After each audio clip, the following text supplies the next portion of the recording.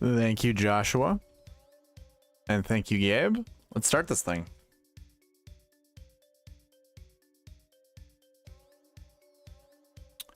Hello and welcome to a DFS Preview and Strategy video. I should have updated that. I think it just says strategy. It's a preview and a strategy video for the 3M Open. My name is Eric, and here at SweetSpotDFS, it's all about trying to hit the optimal lineup every single week. And in this video, we're going to go over everything related to the SweetSpot process. So we're going to go over the course information, or the course and tournament information, the past optimal and GPP winning lineups. Then we'll dive into a review of the Open Championship. That way you can see how well the SweetSpot process did there, because then we're going to get right into the bucket system. We're going to get right into the Marquee Tee Times and into the anchor buckets. That'll be part of the bucket system. We'll just talk about it all right there. And then at the end, we will build lineups and possibly talk about Rainmakers information. So that is what you can expect in this video. Before we get into that, though, there are some giveaways to do, or at least one giveaway to do. So let's go ahead, throw that on the screen right now. We are zoomed in. So actually, before I get into this, just a reminder, this is the giveaway that I'm going to be running. It's not the monthly giveaway, it's the weekly giveaway. However, it requires the same thing. Be subscribed to the channel, comment down below. That's how you get entries into the giveaway. For every video that you leave a comment on, you get one free entry. It's a max of one free entry per video. There's some people that will comment relentlessly to try to get more entries, but to be fair, it's just one entry per video. So if you want the maximum amount of entries, just be sure to comment on all of the videos. If you're here in the live chat, you get an additional entry just by participating on the chat. That way you help me out, I help you guys out. It's a win-win on both of our sides. So that's what we're going to do. We're going to do a weekly giveaway. It's worth $5, but every entry goes towards the monthly giveaway. So if you participated last week, all of your entries go into the monthly giveaway. And if you participate this week, all your entries are going to go into the monthly giveaway, which I think we run next Monday. Let me double check the calendar. I think it's next Monday. Oh, it's Tuesday. For those in the live chat, do you think we run the monthly giveaway Monday, despite it being July 31st? Or do we give people one additional week to get entries in? Let me know in the chat. We'll figure it out. I'm either doing the monthly giveaway next Monday, or I will do it the Monday after, depending on what we figure out here. But that is how you get entries into the monthly as well as the weekly giveaway. So let's go ahead and run that giveaway right now. I have it on the screen. We had 37 total entries last week. You know what's interesting? I've heard a lot of content creators say using the British Open as opposed to the Open gets you more views. I used the Open. So 37 to me is kind of low for all of the video, or for the videos that I posted.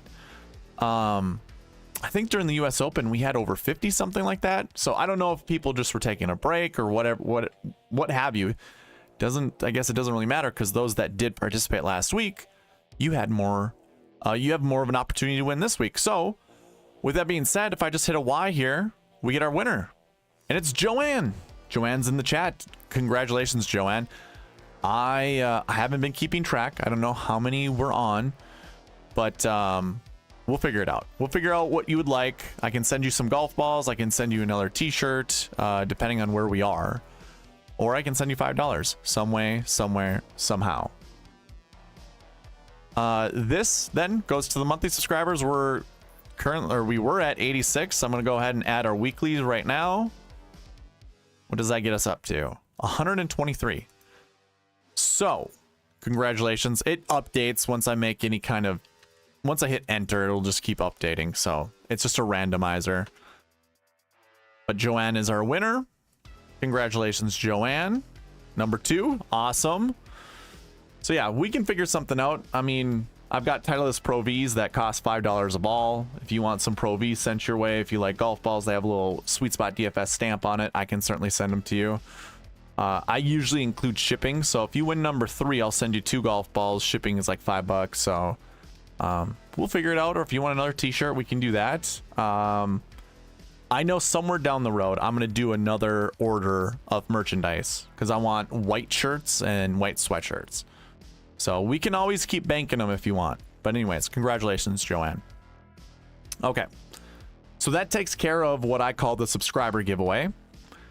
I also have a prize picks giveaway, but this is more of like a rebate. If you're in a state that allows you to play prize picks and you haven't signed up yet, if you do sign up using the promo code SweetSpot that you see on the screen right there and put at least $20 in your account, you're going to get $20 back from me. Plus, prize picks will match your deposit up to $100. So your 20 will turn into 40 and you're going to get that $20 back from me. So you're really going to play for free just by using the promo code SweetSpot. And you will have $40 in your account. Every Friday, there's a protected flex, so you can put in $20.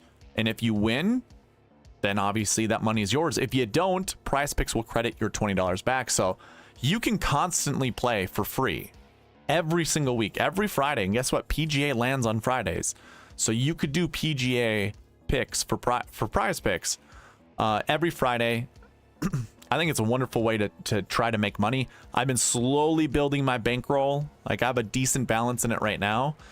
But yeah, it's a fun way to play Prize Picks. There's also a link in the description below. So if you are interested in playing Prize Picks, use that promo code SweetSpot when you sign up and put at least $20 in your account. I will get you 20. I get an email telling me everyone who has signed up using that promo code SweetSpot. So highly encourage you to do that. Again, link in the description. There's also another link in the description that'll get you to the cheat sheet. So the cheat sheet's on the screen right now. You get all the information that I'm going to cover in this preview/strategy video. So everything that's in here, I've got the bucket system loaded already. I have the dream sheet that's loaded already. So everything that I cover, you can use. Again, there's a link in the description. If you want to make this yours, go ahead and make a copy of it. Otherwise, you can utilize all the filters that I have on this cheat sheet.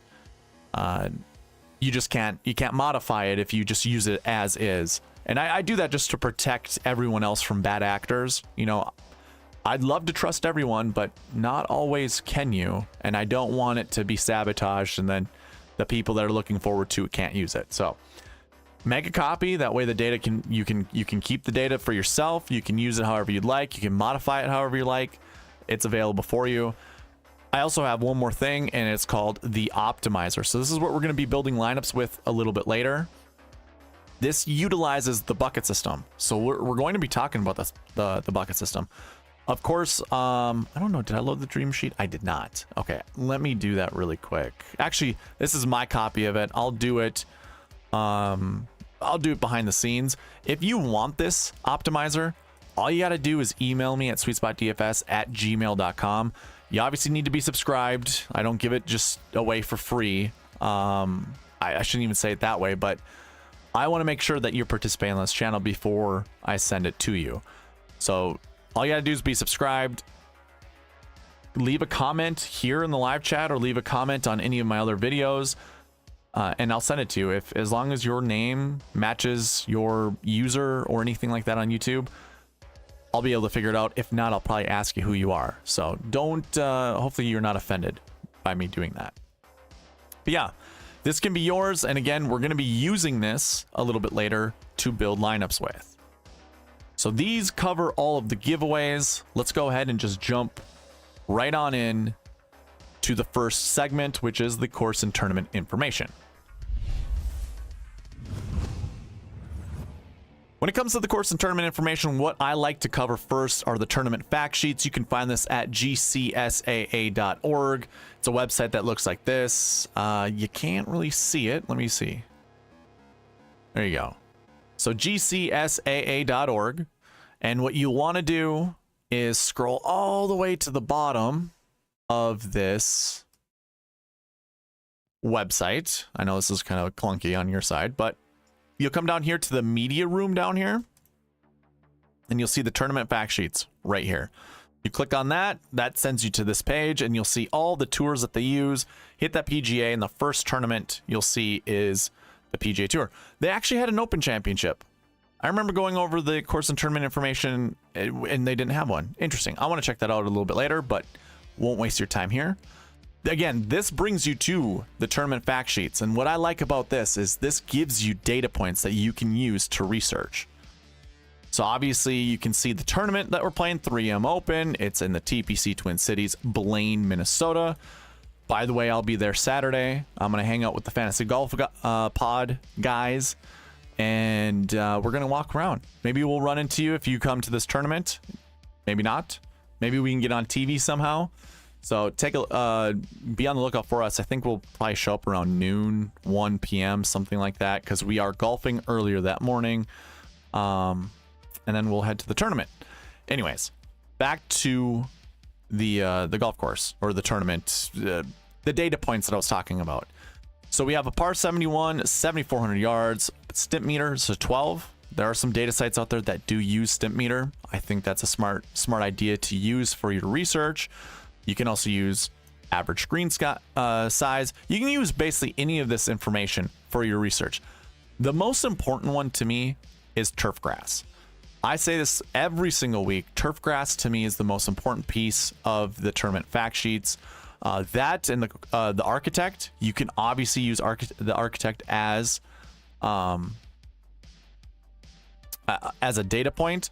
And oh, by the way, when it comes to the turf grass, I do have that on the cheat sheet. You can see that right over here in course fit. We have bent grass. Now I do have a second one that says POA. You can ignore that. There's not a second grass here, as you can see right here. So again, this is on the cheat sheet. You can see who is the best on bent grass. My stats for these three stat categories: bent events, overall bent, and top 10 percentage. This dates back to 2013. So if there's some older golfers in here that have played since 2013, their data is going to go all the way back to then. Some of these guys like Cam Young just came on tour last year, so they're 22 events. You know, it's not as many as obviously Tony Finau right below or some of these other guys.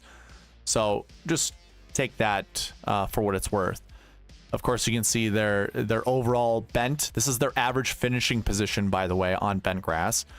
Their percentage to finish inside the top 10, like what their historical percentage of finishing inside the top 10 is. And then last year bent is just taking one full calendar year's worth of data and averaging out their finishing positions. So I believe Ludwig Aberg is the best golfer because he only has 4 events, and those were this year. So keep that in mind. This doesn't mean it's this year, but we all know Ludwig came on to the scene this year, so that is why his overall bent matches his last year bent. That's an easy indication. So anyways, this is available to you on the cheat sheet. So again, data points. Another big one, I'm sure you've heard this throughout the industry. Hey, we're in the land of 10,000 lakes. That's Minnesota. We have the most, I think we have the most shoreline of any state, including those that are on the coast, because of how much water we have here. So perfect representation for Minnesota is the 3M Open. We have 15 holes that have water in play. And if you look at like a GPS imagery, you're gonna see there's a lot of ponds and stuff. It's funny because when I lived in California, the ponds they had there were smaller than the ponds we have up here, and they called them lakes. Which is just, it's funny. So anyways, these are the tournament fact sheets, a great place to get your data research or data points for research, and you can use that however you'd like, whatever site that you go to. Obviously I don't have one yet, but if I did, you could use a lot of the information here on these tournament fact sheets. So if I were to go to, well, let's do this. It's been a while since I've talked about results. This tournament started in 2019, the same time the Rocket Mortgage Classic started. And if you remember me talking about the Rocket Mortgage Classic, 4 years of data is borderline. It's like on the fence of normalization. And what I mean by that is, you know, you're going to have some really skewed results if you're only looking at like 2 years worth of data. Like, it's not like normalizing is determining on average like what golfers are good at this event, or you know, the winning score. You want it to average out. You want you want the stats to normalize. So we can actually see here the highest score, obviously lowest being better. The highest score we've ever seen is -15. Minus 21 is the lowest we've ever seen, but it averages out about -17. If you take all these scores together, well, let's see here. It's minus 18. My apologies. It's -18. So that's what you could use as like a data point for research, is winning score somewhere between, I mean, I would say this, somewhere between how about -16 and -20? I think that's probably a good data point to use. You could also use the average cut score. So this would be -2, -3, -2. Interesting. 1 over. Must have played a little bit more challenging in 2022. So anyways, you could use all of that.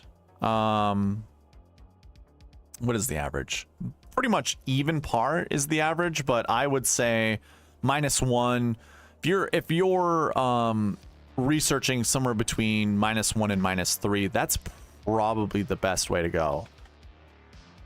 So that's what I would look for when you're researching, like cut scores, like average cut scores or average winning positions. Moving on to the golf course, like I like to do one other piece, and it's looking at shot shapes, especially when you have water. There are going to be some greens that you want to be coming in with certain shot shapes to shape it around the water, shape it around little peninsulas or inlands or things of that nature. It gives golfers the best opportunity to get close, which obviously means we probably have the better opportunity to get birdies out of our golfers that way. So that's why I have shot shapes up here. And this is actually a golf course that will require several different shot shapes. So I think being a shot shaper is going to be the best type of golfer here. But if you wanted to go with the draw, we have a few more draws than we do fades. You certainly could do that. And although I don't have the entire cheat sheet populated with shot shapes with golfers, you can still find some in column P. So I keep shot shapes here. This is the golfer's primary shot shape. Can the golfers shape shots however they want? Yes. But I mean, like, yeah, I always use the example of Tommy Fleetwood at the Honda Classic in what, 2019, 2020 or something like that. Or it might have been a little bit after that. Coming down to hole 18, he needs a birdie to force a playoff. He has an eagle to win the championship. But he has a shot where the pin is tucked behind water on the right side. If he could hit a fade, he'd have the best opportunity to get that ball close. But he hits a draw. So he tries to hit a fade, and guess what happens? He goes in the water because it's not his preferred shot shape. And typically, despite how good these golfers are, you do something a little bit different than what they typically do, can't handle it. So that's why I have preferred shot shapes here. Again, it's not, not fully completed. Once I get enough time, I will certainly complete all of the golfers in the PGA Tour for this year and next year. So, but I still have enough. I think I still have enough in here where you can use it to your advantage. So, I do like to use shot shapes. And again, I think a shot shaper, so anything that has both, like down here, Adam Hadwin, he likes to shape the shot or shape his golf ball both ways. I've also seen Emiliano Grillo do it as well. I haven't really seen Sepp Straka hit many fades, but it's not saying that he can't. We also know Justin Thomas, can shape shots both directions. We saw him hit a nice draw during the Players Championship when he won it, but I just don't see him really that much in control of his golf ball at this moment. So you can take this or leave it. Doesn't matter to me. It's just what I see with my eyes and what I know about golf. I mean, I've been an instructor for a very long time. I like to shape my shots both directions. So, like I said, take it or leave it. It's really up to you guys. And then when we're talking about the tournament, one last piece that we don't really talk about. I mean, we have a full field. It's 156 golfers. So keep that in mind. That's a data point you can use for researching. I like to use the strength of field, the old strength of field rating. So 256 isn't necessarily, I think 256 is about average, to be quite honest with you. And I don't remember what was it in 2022. What was our strength of field there? 116. So we've doubled that this year, which is pretty cool. So this is around average. I think like 270 is about average strength of field. So we have a pretty good event this year at the 3M Open. So that's kind of the last little piece of information. It's top 65 in ties. It's a normal PGA Tour event. So everything is standard. 256 strength of field. That's really all that I have for course information or course and tournament information. I'll catch up with chat. Again, I'm doing this live, so I'll cut this up. If you're watching one of these segments where it's cut up and I'm going, hey, JK, thank you for wishing me a happy belated birthday. I appreciate that. And again, for those watching the cut up segments, this is live. So Joshua Maz says happy birthday, brother, as well. Thank you, Josh. And you want to do an additional week when it comes to the giveaways. Does anyone else, like, if 2 other people say an additional week, I will certainly give it an additional week. If not, I think we'll run the giveaway next Monday. But as long as 2 other people in the chat will give me like an additional week to do giveaways for the monthly giveaway, that is the monthly giveaway, I will do that.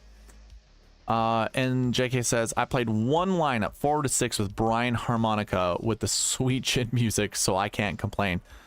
Dude, Brian Harmon showed up a lot in my optimizer. Because of biases, I didn't want to play that much Brian Harmon, so I didn't. Which is kind of a bummer because at $7,300, he was a good play. Guess who else showed up? Emiliano Grillo. So we'll talk about that in the review because, oh man, kind of bothered me. But anyways, yeah, it was pretty good. Okay, so I think we can move on to the next segment, which is going to be pass optimal in GPP winning lineups.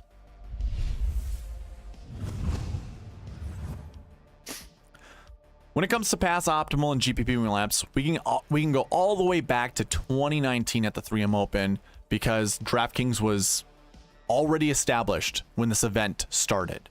So in 2019, our optimal lineup used up 47,500. That's leaving $2,500 on the table, and it scored 722 points. Now, when I go over this, I want you to pay attention to the salaries that the golfers are, because if you are new to the channel, what I typically talk about is when you start building your lineups, I think if you start with the 10-9-8-7-7-6 model, it's probably the best way to go. And of course, you can make like 2 substitutions. I should say, of course, if you're new, you don't know that. You can make 2 substitutions, meaning if you didn't want to start with a 10K golfer, you can sub that 10 down to a 9. But that might leave too much salary on the table, so you can sub that 6K up to a 7. So now your lineup build would look like a 9K, 9K, 8K, 7K, 7K, 7K. So 3 7Ks, 2 9Ks, and an 8K.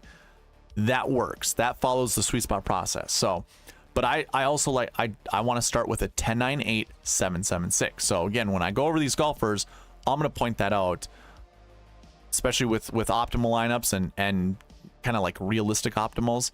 So in 2019, your optimal started with Bryson at 10,500. So we got our 10K right out of the gate. We go down to 8K. There, as you can see, there's no 9K. It's these golfers with a little black tick marks next to them. So we have 1 8K. We have 3 7Ks and a 6K. So technically, we could say this works because how I view 2 substitutions, we obviously don't have a 9K, right? Well, we can sub that 9 down to an 8 and then the 8 down to a 7. So that's really your 2 substitutions that you could make. And that's how we get 3 7Ks, a 10, an 8, and a 6. But again, as I always talk, 10, 9, 8, 7, 7, 6 is usually the best way to start. There's something you should wait for at the bucket system portion of this, because the 9K range for this event, it's crazy. It's interesting. And you might even notice it when we go through. If you just pay attention to the top 10s, look to see how many 9K show up inside the top 10. It's weird. It's weird. So anyways, we also have a second 10K golfer that's up there, and Hideki Matsuyama. But I didn't really play that much in 2019, I think, like for contest wise. So I just have the 25 cent, the quarter arcade that I had played. And those are the golfers that you see in blue. So that's a 10K. Look at this, 10K, 9K. Trying to see who all 7, 7, 7, 7. Okay. I mean, that also works, leaving $600 on the table. You can still make your 2 substitutions that way. Obviously, we're subbing an 8 down to a 7 and a 6 back up to a 7. That's how we get our 4 7Ks to go with the 10K and a 9K. So that's the winning quarter arcade. And then for a more realistic optimal, I have a 10K, 8, 8, and 3 7s. So there you also have your 2 substitutions that way. Let's move to 2020. This was after coming back from COVID, by the way. I was just reading this. This didn't make any... I don't know why... that doesn't make any sense to me, but I understand what I was saying. It started with the Charles Schwab Challenge, and because there's not 7 tournaments beforehand, it's not true recent form, because that's how I look at recent form. I get it. Don't pay attention to that. Your optimal left a lot of money on the table, by the way, in 2020. Scored 708.5 points, and it left $4,700 on the table. It still started with the 10K in Tony Finau, 2 7Ks, a third 7K, and then 2 6Ks. So it doesn't really follow the 10, 9, 8, 7, 7, 6 approach, but still starts with a 10K. And again, if you're paying attention to the top 10, we're not really seeing 9Ks involved here. So it's a bunch of 7Ks. We have our 110K that's up there. By the way, Victor Hovland last year, or in 2017, he was 9,300, I think. Let me just double check. He was 9,100. He finished 13th. In 2020, we had Matthew Welf, 9,700. He finished 12th. So interesting things there. I always look at the top 10s when it comes to the bucket system. So that's 2 years in a row where we don't have a 9K inside the top 10. Anyways, that's a lot of money to leave on the table for the optimal. That's too challenging. That's difficult. I wouldn't advocate for leaving that much money on the table. The $3 birdie, for whatever reason, left a bunch of money on the table too. Like the winner of that GPP left a lot of money. Scored 643 versus the 708 for the optimal. So there's still a lot of room in between that you could actually build a better lineup and take down that GPP. They used a 10K golfer, 7, 7, 7, 7. Let's see, maybe another 7, 8K in Brian Harmon. Okay, so 4 7s, an 8, and a 10. I don't understand how someone got there. That's crazy, leaving that much money on the table. A more realistic lineup, it's realistic, but leaving $700 on the table probably isn't that realistic. But that starts with a 10K, 9K, 8K, 2 7s, and a 6. There you go, the 10, 9, 8, 7, 7, 6. I probably did it this way. Let's see, I bet you we could go like 7,400. Yeah, this is $50,000. So you could still use your 9K, 3 7s, a 10, and an 8. So 10, 9, 8, and then 3 7s. That would get 50,000, but I think I just chose the $6,700 golfer here just to do the 10, 9, 8, 7, 7, 6. So it's still available to you. In 2021, your optimal lineup left $2,900 on the table. That also is unrealistic, and it's hard to even it's hard to accomplish. Like, leaving that much money on the table, it's too difficult. It leaves so many different opportunities of building lineups. It's too hard to get to. So I never advocate for leaving that much money on the table.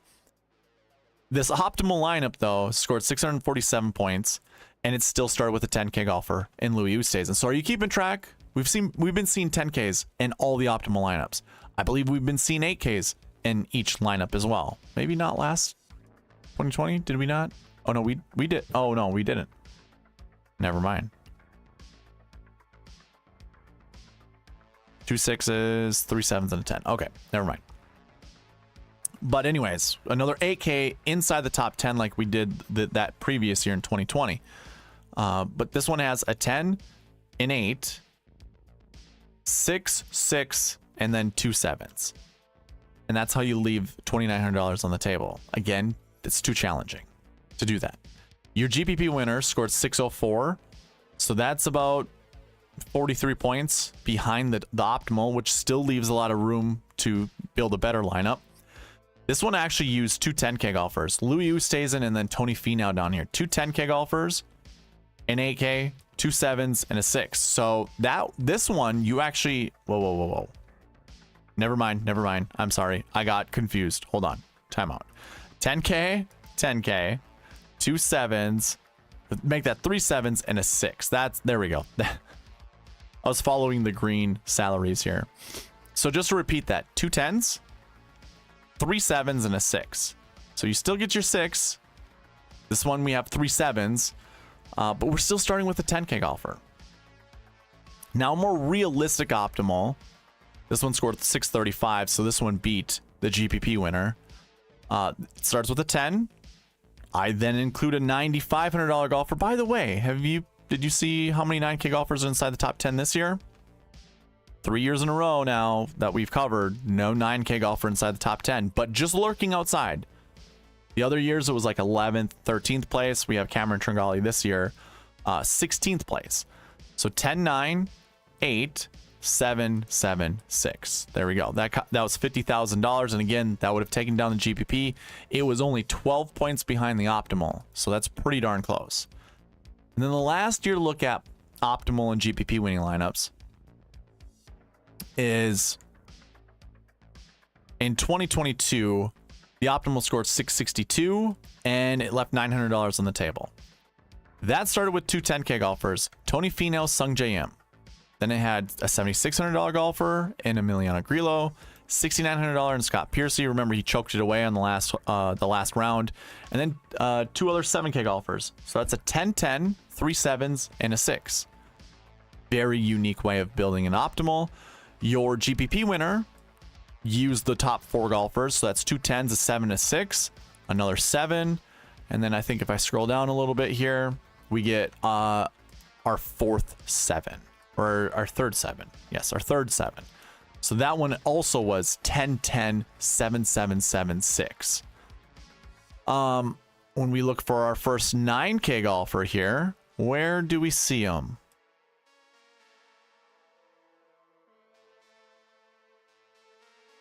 Wow, I need to put a filter on this one. Here's our 9K range.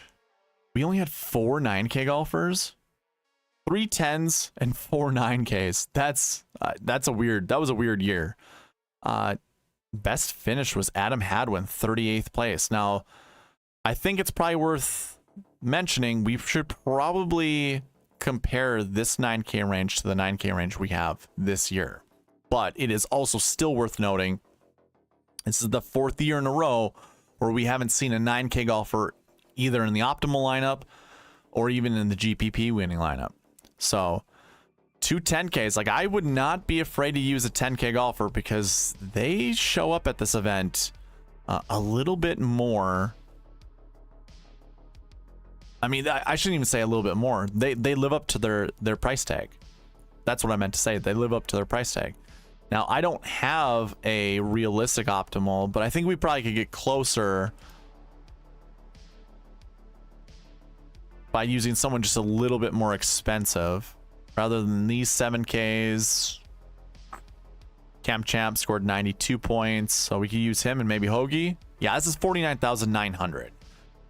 So that one's probably a little bit more manageable. Maybe I should just color this green. But that would be still two 10s, three 7s, and a 6.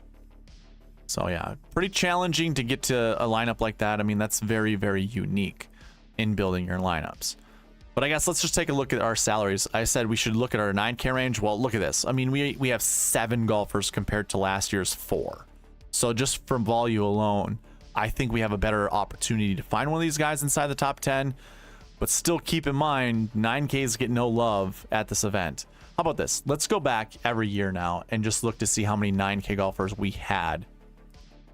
Just to make sure we're doing our due diligence.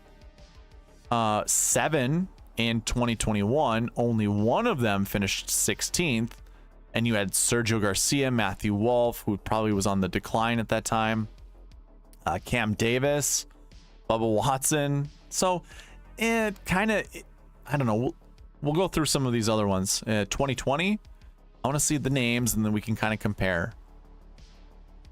So in 2020, how many did we have here? 5. So limited, and it's Bubba, Matthew Wolff, Lucas Glover, Russell Henley. This is actually a better, this right here was a better lineup than 2021. And then in 2019, we look at our 9K golfers, and we also had 5. But you had Sabatini, Neiman was probably a better Finau, Hovland, and Sungjae. So that was kind of like a, you know, when we look at names now, going back then, 2019 was that Hovland's first year, and Sungjae would have just been on tour as well. So I don't know if we would have called them studs back then, but definitely potential. Like, let's think of them as rookies. Same with Neiman, guys that have potential. So then when we go to 2023, I think you know where I'm getting at, right? Is looking at a guy with potential. Ludvig Åberg.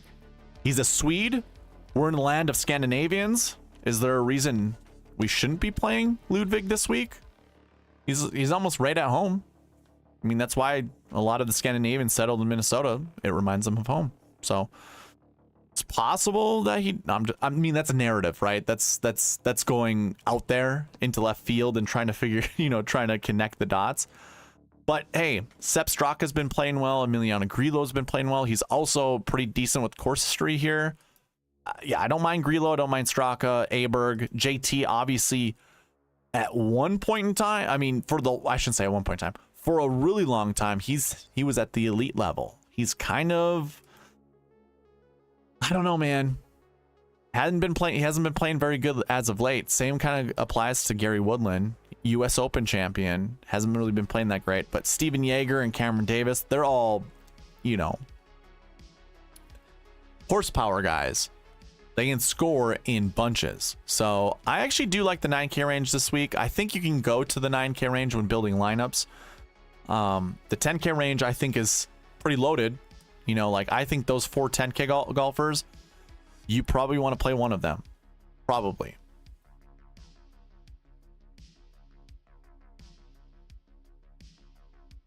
So anyways, shouldn't have drank water there. I always like to try to be professional with the segments, and then I can cut them up easy.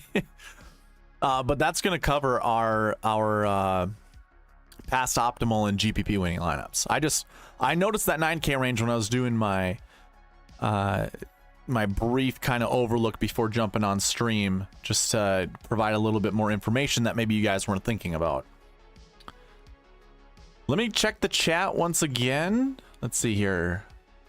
Joanne also votes another week. So people that might be jumping in the chat right now, if you didn't see in the beginning of the video, I did a giveaway, and usually monthly giveaways around the Monday of the next month. Well, July 31st settles on a Monday. So I asked the chat, would you like an additional week to get more entries into the monthly giveaway, or would you like the monthly giveaway ran on July 31st? So I said if I can get 2 more votes, Joshua Maz voted 1. He was the first one, and then Joanne says another week. So if we get 1 more to say another week, we will do another week for that monthly giveaway, and we'll run it on August 6th, I think, right? That's 7 days from the 31st. Just to double check here.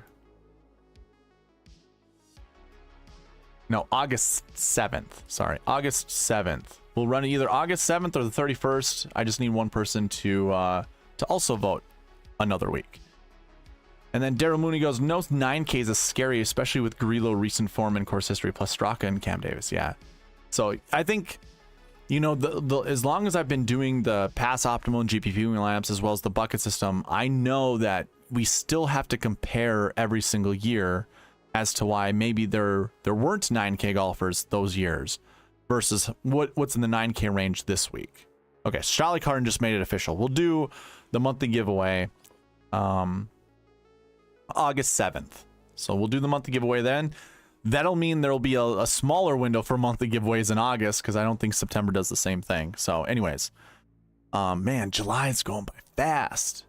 Summer's coming well, it's not going to be coming to a close. We still got August, which will still be a warm month, but September in northern Minnesota, it gets cold quick.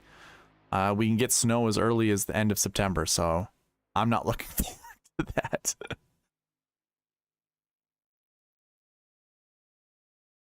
All right, so that concludes the pass optimal and GPP winning lineups.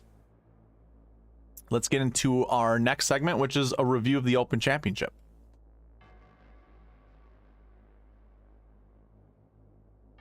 All right. The Open Championship. Brian Harman is your winner. He won by 6 shots. He basically cruised to victory. I will be the first to tell you, I did not watch a single minute of the Open. It was a hectic weekend for me. It was not only my birthday weekend, but I had 2 golf tournaments that I played in. One being a 2-man scramble, which was Friday. Got a hole in one, so that was exciting. Help us win and get a skin. So it was a very lucrative day for us. I also had to pay drinks in the clubhouse, which was a lot cheaper than I thought it was going to be. I don't think everyone participated in the free drinks. So anyways, that was exciting. And then Saturday, Sunday was a solo tournament, which I did really well Saturday, but it was also our town's festival that weekend. So I participated in that. And yeah, I was a bit tired. I was worn out. Let's put it that way. I was worn out by Sunday. Didn't play super great. And then Monday was my birthday. So yeah, I just didn't commit. I had more things going on that were more important than the Open Championship. So if you're looking for some analysis from me from the Open, I don't have it for you. Like when it comes to like the leaderboard. However, when it comes to the sweet spot process, I can at least talk to that because we go right to the bucket system and we take a look at this column here. This column tells us, were our projections from the beginning of the week successful? So when we look at the last year 1 bucket, minimum projection, remember we always round down and then we always round up the max projection. So this would read 1 to 3. So when we go over and we look at how many top 10s finished, or I should say, how many last 1 golfers finished inside the top 10? It's 4. That's this number here.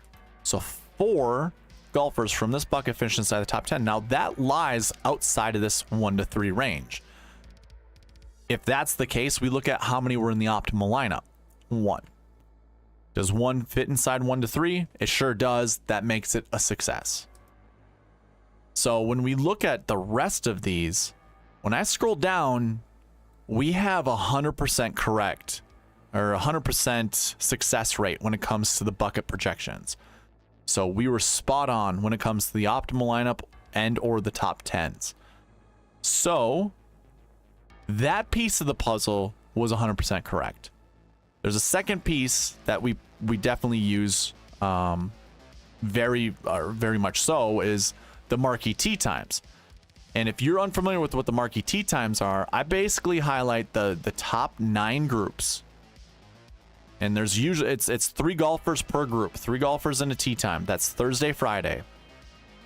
And what I have learned over the years is you want to select 2 to 4 golfers from the Marquee Tee Times, and you don't want them paired up together. So usually I say select 2 to 4 groups, and then just select 1 golfer from those groups to anchor around your lineups. And again, dating back 2 years, this is 2 years worth of data, it's a 90% hit rate on this, where we see either somewhere between 2 to 4 golfers. It could actually be better now. I just haven't done the research to look, but it's been at 90% for a while. And I think we've got it's like 8 weeks in a row that the Marquee Tee Times has hit. Well, no surprise here. These little black tick marks, there are optimal lineup golfers. So John Rahm was an optimal lineup golfer. Jason Day was an optimal lineup golfer. And so was Emiliano Grillo. So there were 3 golfers in the Marquee Tee Times in the optimal lineup. That checks the box of the 2 to 4 projection there. So, I mean, there's nothing else to say. The Marquee Tee Times were 100% success. If we take a look, let's do it different. Let's do this view. See, I include like all tournaments leading up, including the European Tour, the DP World Tour. That's why that last page looked kind of funny to you guys. All the purple up there. It's confusing. Like the purple here indicates that this was the same week, but when I go to something like this, made in Himmerland, or I think it's Himmerland, right? Made in Himmerland. The Betfred British Masters, the BMW Championship. Forget what the VSM is. The Volvo Scandinavian Masters, I think, and then the Porsche European Open. That's all of those. Let's not look at that though. But if we take a look at the optimal versus the Millie Maker and then the Sweet Spot optimal, we can get the final piece to see if the Sweet Spot process was 100% successful. So the optimal lineup left $2,000 on the table. It was all 6 of the top golfers right here. That was Brian Harman at 7,300, Sepp Straka at 7,000, Tom Kim at 81, John Rahm at 11.2, and Jason Day at 78. Or I'm sorry, not Jason Day at 78, but also Emiliano Grillo at 6,600. I said this earlier in the pod. Harman and Grillo showed up so much that I had to put caps on how much I wanted to play them. I do this every single week where it's like, those guys can't win. Those guys can't do this. Those guys, you know, like I'm making excuses in my head, but I've also used my optimizer so much that if I don't limit myself, I get tilted more the other way, where if I play too much of one guy and then they miss the cut, I get more upset than if he continues to show up and I don't play him. So it's like the lesser of two evils, in my opinion. So unfortunately, I probably could have had 100% exposure on Harman and Grillo if I didn't cap them for how much to play them, like my exposures. They showed up a lot. The only thing that, you know, the bucket system and the Sweet Spot process isn't going to give you the complete answers like right away. You still got to make the correct decision up top. And by up top, I mean in the 10K range, the 9K range. Are you starting with a 10K golfer? If so, which one? So, I mean, we had a lot of 10K golfers play really well. Scotty, 23rd place. He's not living up to that price tag. A lot of people probably already figured that one out.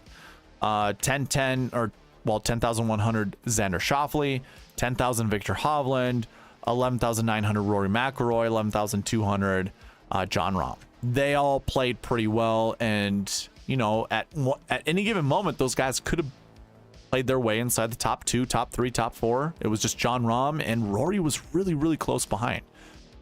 Anyways, your optimal lineup for the Open Championship scored 570.5 points.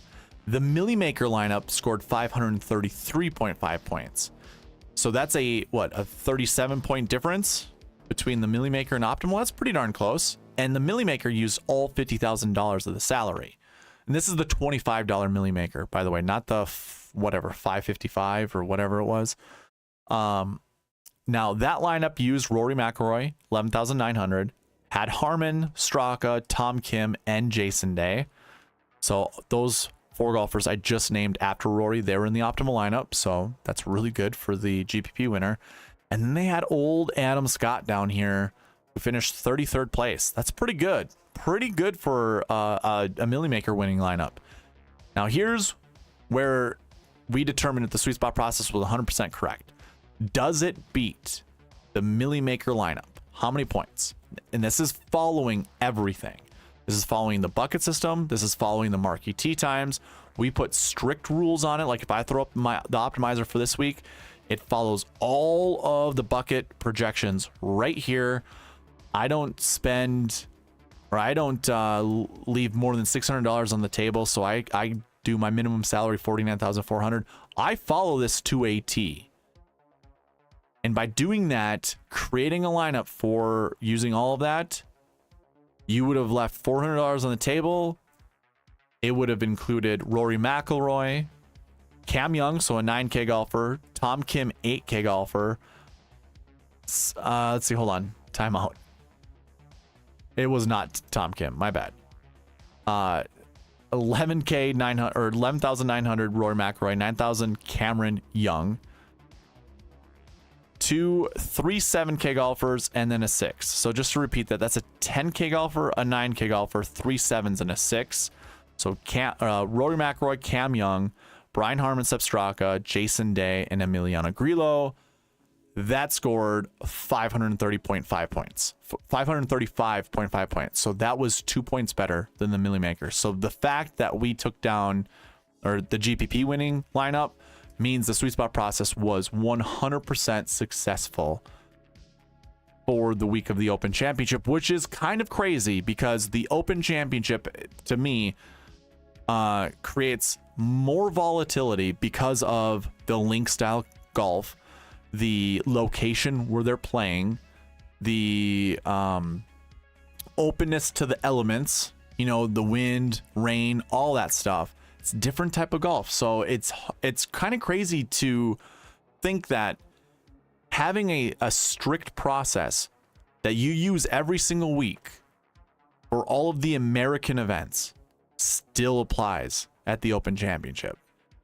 Of course, the bucket system only looks at, you know, the tournament that I have it pointed towards for the week. So obviously we're only looking at the British Open.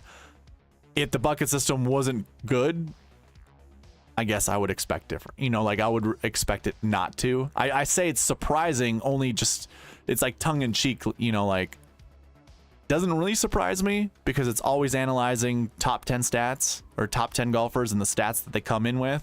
So why not target those types of golfers? So anyways, it's good to see. That's what I truly mean to say, that is it's good to see the bucket system still, the whole sweet spot process still reigning in and being able to take down a GPP like the Millie Maker. Unfortunately, you know, I went and I looked how I built lineups. What was this way? I'll put a filter on here and I'll just sort my salaries from top to bottom. For all of my lineups, I basically took every combination of 10K golfers with 9K golfers. And I built about 3 lineups with each of them. And I didn't care how the rest of it was mixed together. So basically, as you can see, Rory was part of the Sweet Spot Optimal. So too is Cam Young. I had 3 Rory Cam Young lineups. I imagine there was probably a Brian Harman in there somewhere because Brian Harman showed up a lot. Unfortunately, I didn't have the other 3 pieces to go with it. So it could have been close, and I should have actually reviewed my lineups just to see which one was the highest point total one, and then I'll try to do that from now on, going forward. That way you guys can see if my process helped me, you know, have a high point total or, you know, maybe make some money. That covers pass optimal, or I'm sorry, that covers, yeah, well, I guess we're in the pass optimal and GPP winning lineups, but that covers a review of the Open Championship. So the purpose of going over the review is to then get into the bucket system for the next event, just to show you guys how good it does, or not, how good it did the week before, so you can have some confidence going into this week. Okay.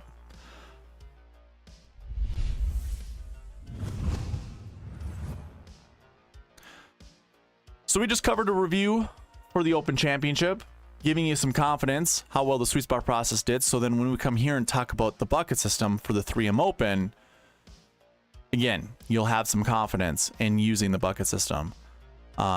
If you want to follow along with me, you certainly can on the cheat sheet. Again, there's a link in the description that will bring you to the cheat sheet where I do have a bucket system down there that you can go and select. So if you want to follow along with me, you can throw the same filters that I'm going to throw on here. We're going to go stat by stat, bucket by bucket. So last year is where we're going to start. And we're also going to cover the anchor buckets that go with these stats. So the first one are last year buckets. We're going to look at last year ones. Now, in order for it to be an anchor bucket, as we go through every one of these stats, the minimum here needs to be 1. The maximum has to be at least 2 or higher. It's got to be greater than 2. Let's put it that way. So you can see these first 5 buckets. We don't have an anchor bucket, but we do here with the last year 6s. Last year 1s. Actually, all of these. So golfers who played the 3M Open last year. We do have 3 years worth of data because this tournament goes back to 2019. 2019, we can't use a last year, data source because there wasn't a 3M Open the year before that. So it starts in 2020. So it's 2020, 2021, and 2022. We're looking at top 10 finishers. How many of them had top 20 finishes the year before? That's what these buckets mean. Not so much top 20 finishes. I'm so sorry. What was their finishing position? And then depending on that is where we throw them in for the buckets. So having a top 20 finish, despite it usually being a bucket you want to select golfers from, has not proven to be so at this event. So it actually has a 2.63% success rate, which is insane. 2.63 is the lowest I've ever seen this bucket, ever. So it's kind of proving like this is an event that having a top 20 finish the year before does not equate to success the year after. And I'm really curious. I'm going to go back. I want to look at all of this really quickly because this is what we're looking at. Oh, I suppose 2019. I just told you we can't go to 2019. So we're looking at this column right here. You can see Matthew Wolff finished in 12th place. He was the first top 20 golfer from the year before. But you can see of all the golfers on the leaderboard right here, going down to 26th place, he's the only one that had a top 20 finish the year before. In 2021, we're looking at this column. Okay, we had Charles Schwartzel. He's the only one inside the top 10, and that's all that we look for with the bucket systems, top 10. But Tringali was 16th, so too was Bo Hoag. And then we had a few guys down here in 25th, 28th place. But we're only looking for top 10 finishes because that's how we really target the optimal lineup. 2022, we're looking at this column here, 16th place. So, hey, you can find a 16th place guy pretty easy by following who finished inside the top 10 or the top 20 the year before. It's really crazy. So it's like a top 3 finish. Look at this. A winner. So Matthew Wolff won in 2019. In 2020, finished 12th. In 2021, Cameron Tringali, I guess him and Charles Schwartzel finished 3rd the year before, and 16th place and 2nd place. 2022, Cam Champ finished 16th place. He won the year before. So yeah, it is proving out to be just that way. I guess what we can do again is kind of look at who our golfers are for this week. I do have it sorted by Marquee Tee Times, but let's look. Again, you can follow along with me on the cheat sheet. All you gotta do is put a filter on it, go to the last year stat bucket, clear everything out, and just select one. Who are our guys? Finau, Sung J M. I think those guys just alone are good enough to use. But then Grillo, Cam Davis, JT Poston, and it kind of goes down from there. I mean, Cam Champ is there. Interesting. Yeah, these names from here down, I don't trust. There's not even a name that's like, oh, that's a sneaky play. I don't trust any of these guys. It's really just these 5. So yeah, maybe this is a bucket that's kind of, maybe we pump our brakes on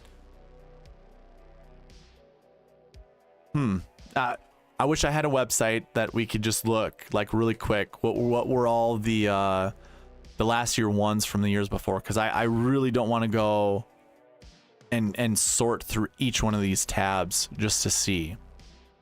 But I think it's enough to caution us with last year ones. I think 0 to 2 is a really good projection. Now, I'm not going to talk about the rest of these buckets, but they're still 0 to 2. So whether it's last year 2s, last year 3s, last year 4s, or last year 5s, it's still 0 to 2. The best bucket to select golfers from would be the last year 6s. But there are 77 golfers there. That's a nightmare. Like, I don't want to look through 77 golfers. We can look at some of the top guys in this bucket. It does start with Cam Young, so maybe this is a good time to play Cam Young. But then there's Sepp Straka, Ludwig Aberg, Justin Thomas, Gary Woodland. Some really good golfers. And then it just kind of tears down from there. So definitely the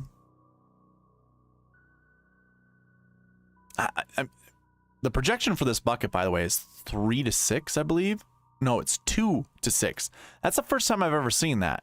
Again, this is included in the optimizer. So when it comes to last year's 6s, I have 2 to 6 right here. So we'll see what the optimizer does when we start building lineups. But I think that's pretty interesting, to say the least. As we go to last week, the last week buckets. So again, follow along, go there, and we're going to look at projections. This is a little bit more interesting. So the 3M Open followed the Open Championship last year. I'm more interested in that year versus the years before, because it did not. In 2021, 2021 it also followed the Open. Okay, never mind. So 2020 it followed the Memorial, and then in 2019 it followed the Rocket Mortgage Classic. But starting in 2021 is when it started to follow the Open Championship. We had Louis Oosthuizen. Oh, by the way, there are 2 events that were the last week bucket, so that is included. So we're looking at Barracuda results as well, and it's good to say that because Louis Oosthuizen, and that's probably why this projection's high. How many golfers are in that bucket? 18. Okay, that's probably, yeah, that's a healthy number. High strength of field percentage too, by the way. So when you look at 2021, we had Louis there. We also had Mito, Brian Stewart, Ryan Armour. Those were Barbasol guys. I think it's a Barbasol. It might have been the Barracuda. I think it was Barbasol though. So you had 4 golfers that were inside the top 20 that played the week before. One of them being an Open Championship player. In 2022, I don't see anybody from, well, I'm sorry. Nobody from the top 20, either in the Open or the Barracuda, but definitely golfers who did play either in the Open or the Barracuda. I mean, that was your entire top 10? Yeah, it was your entire top 10 played the week before. So it like Finau, Grillo, and Sungjae played at the Open. Then you had Piercy and Han that played at the Barracuda. Then you had Hoagie Willett that played at the Open. And then you had these 5 golfers that played at the Barracuda. So that's interesting. The only golfer that didn't play the week before was Peter Malnati and really Cam Champ, I guess, and Lee Hodges. Those are the only guys that... Okay, never mind. One more. Adam Long. These are all your top 20 golfers from last year that did not play the week before. Otherwise, everyone else did. So I guess when we are looking at 2023, let's take a look at our last week ones. Oh, by the way, the projection for this bucket is 1 to 3. So we want somewhere between 1 to 3 golfers in our lineups from this bucket. And it has 3 of our 10K golfers. So I think that alone probably is a good indicator that we want one of these golfers in our lineup. I mean, Cam Young's kind of seeming like the guy I kind of like playing. I want to play Cam Young, and I don't mind playing Sungjae either. Looking at the rest, I mean, there's a healthy dose of 8K and above golfers in this bucket. There's 9 of them. Then it goes 7 and then into the 6s. So I probably ignore these ones. But hey, I don't mind playing any of these golfers. So yeah, I don't know. Definitely a good selection of golfers to select from. That's a 1 to 3 bucket, by the way. So you want somewhere between 1 to 3. And then everything in between is 0 to 2. Not super great numbers for projections here. 1 to 4 last week 5s. These are golfers who missed the cut either at the Open Championship or the Barracuda. There's 52 golfers in that bucket where they're normally 48. So the projection's pretty healthy. I think that's a good projection. So we're looking at our last week 5 buckets. And I mean, it starts with Tony Finau, your defending champion. He missed the cut at the Open. So too did Justin Thomas. So those are already some interesting names to consider. Seth Theegala, Keith Mitchell, Taylor Pendrith. Very interesting. And I'd probably just leave it there. There's a lot of low 7s and then 6K golfers to consider, but no one worth really talking about. Maybe Sam Bennett. Seems like an interesting play, but yeah. Nothing that I'm going to concern myself with. But the projection still is 1 to 4, so maybe including some of these guys in your lineups, not a terrible thing. 1 to 4. I mean, I think 2 is pretty decent. You know, I don't know if I'd do more than 2. I think it's a good it's a good thing that there's a bunch of 6K golfers you can choose from. 38 of them, by the way, in this bucket.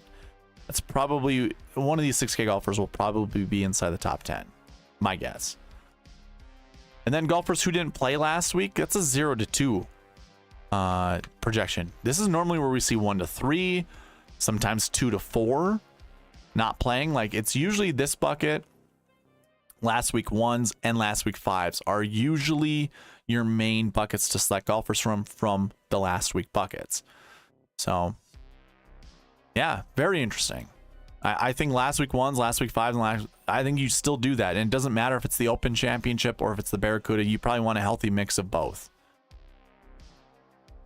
We're going to move on to course history buckets. Yeah, maybe not. I only say that because technically we only have 2 years worth of course history. So if I go to my bucket page, this is the engine that drives the sheet that I've been showing you.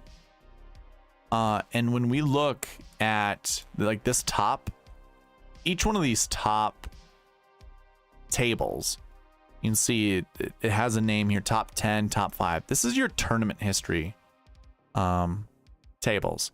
And you can see we only 2022 and 2021 because I want 2 years of data to create my course history with.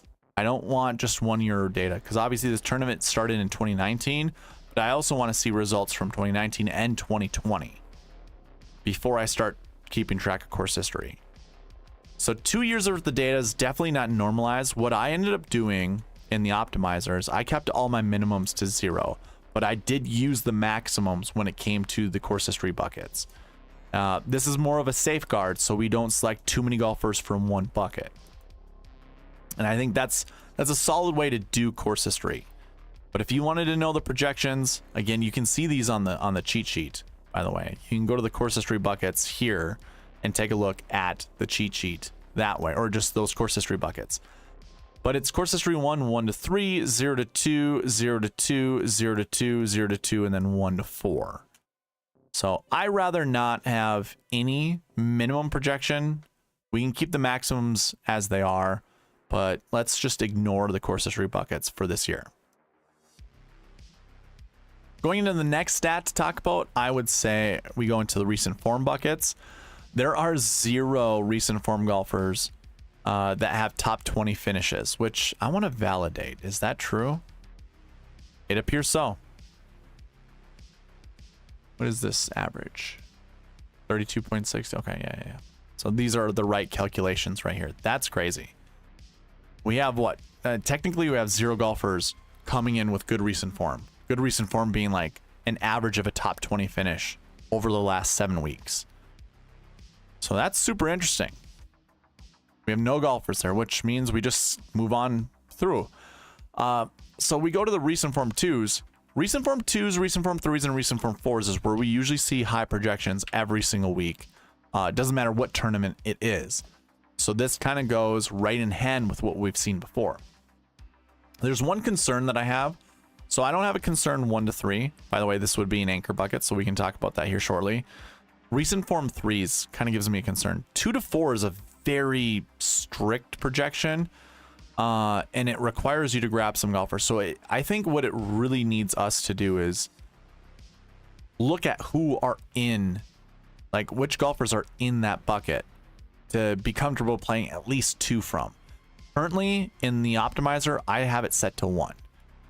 Because I don't want 2 is scary. I'm not gonna lie. 2 it seems like a very high minimum, so I don't really want to do that. But we'll take a look. And then recent form 4s, 1 to 4 is a projection there. So I like those projections, and then it drops down for recent form 5 and 6s. 0 to 2 are our projections there. So let's talk about these 3 buckets here, because They are anchor buckets to select golfers from. So how about this? Let's just start with the bucket that is the most questionable, which is the recent form 3 bucket. And it's only questionable because the minimum is 2. Can we make an argument to select 2 golfers from this bucket? We have 10 golfers 8K and above, which is interesting. As I see it now, I do believe we can make a lineup work with 2 of these guys. The 9K golfers here, I like. Sung Jae, I think, is easy to select from. We also have a decent group of 8K golfers. So if we wanted to do a 10, 9, 8, like, it's really simple to do so. By the way, these 7K golfers are no slouches either. I like Pendrith. I don't mind Noren. I like Eckroat. I like Quest. Svensson seems like a decent play. Don't mind doing someone like Nick Hardy. I already said, you know, Sam Bennett was an interesting choice. There's some names down here I think we can get to. So I guess maybe that projection 2 to 4.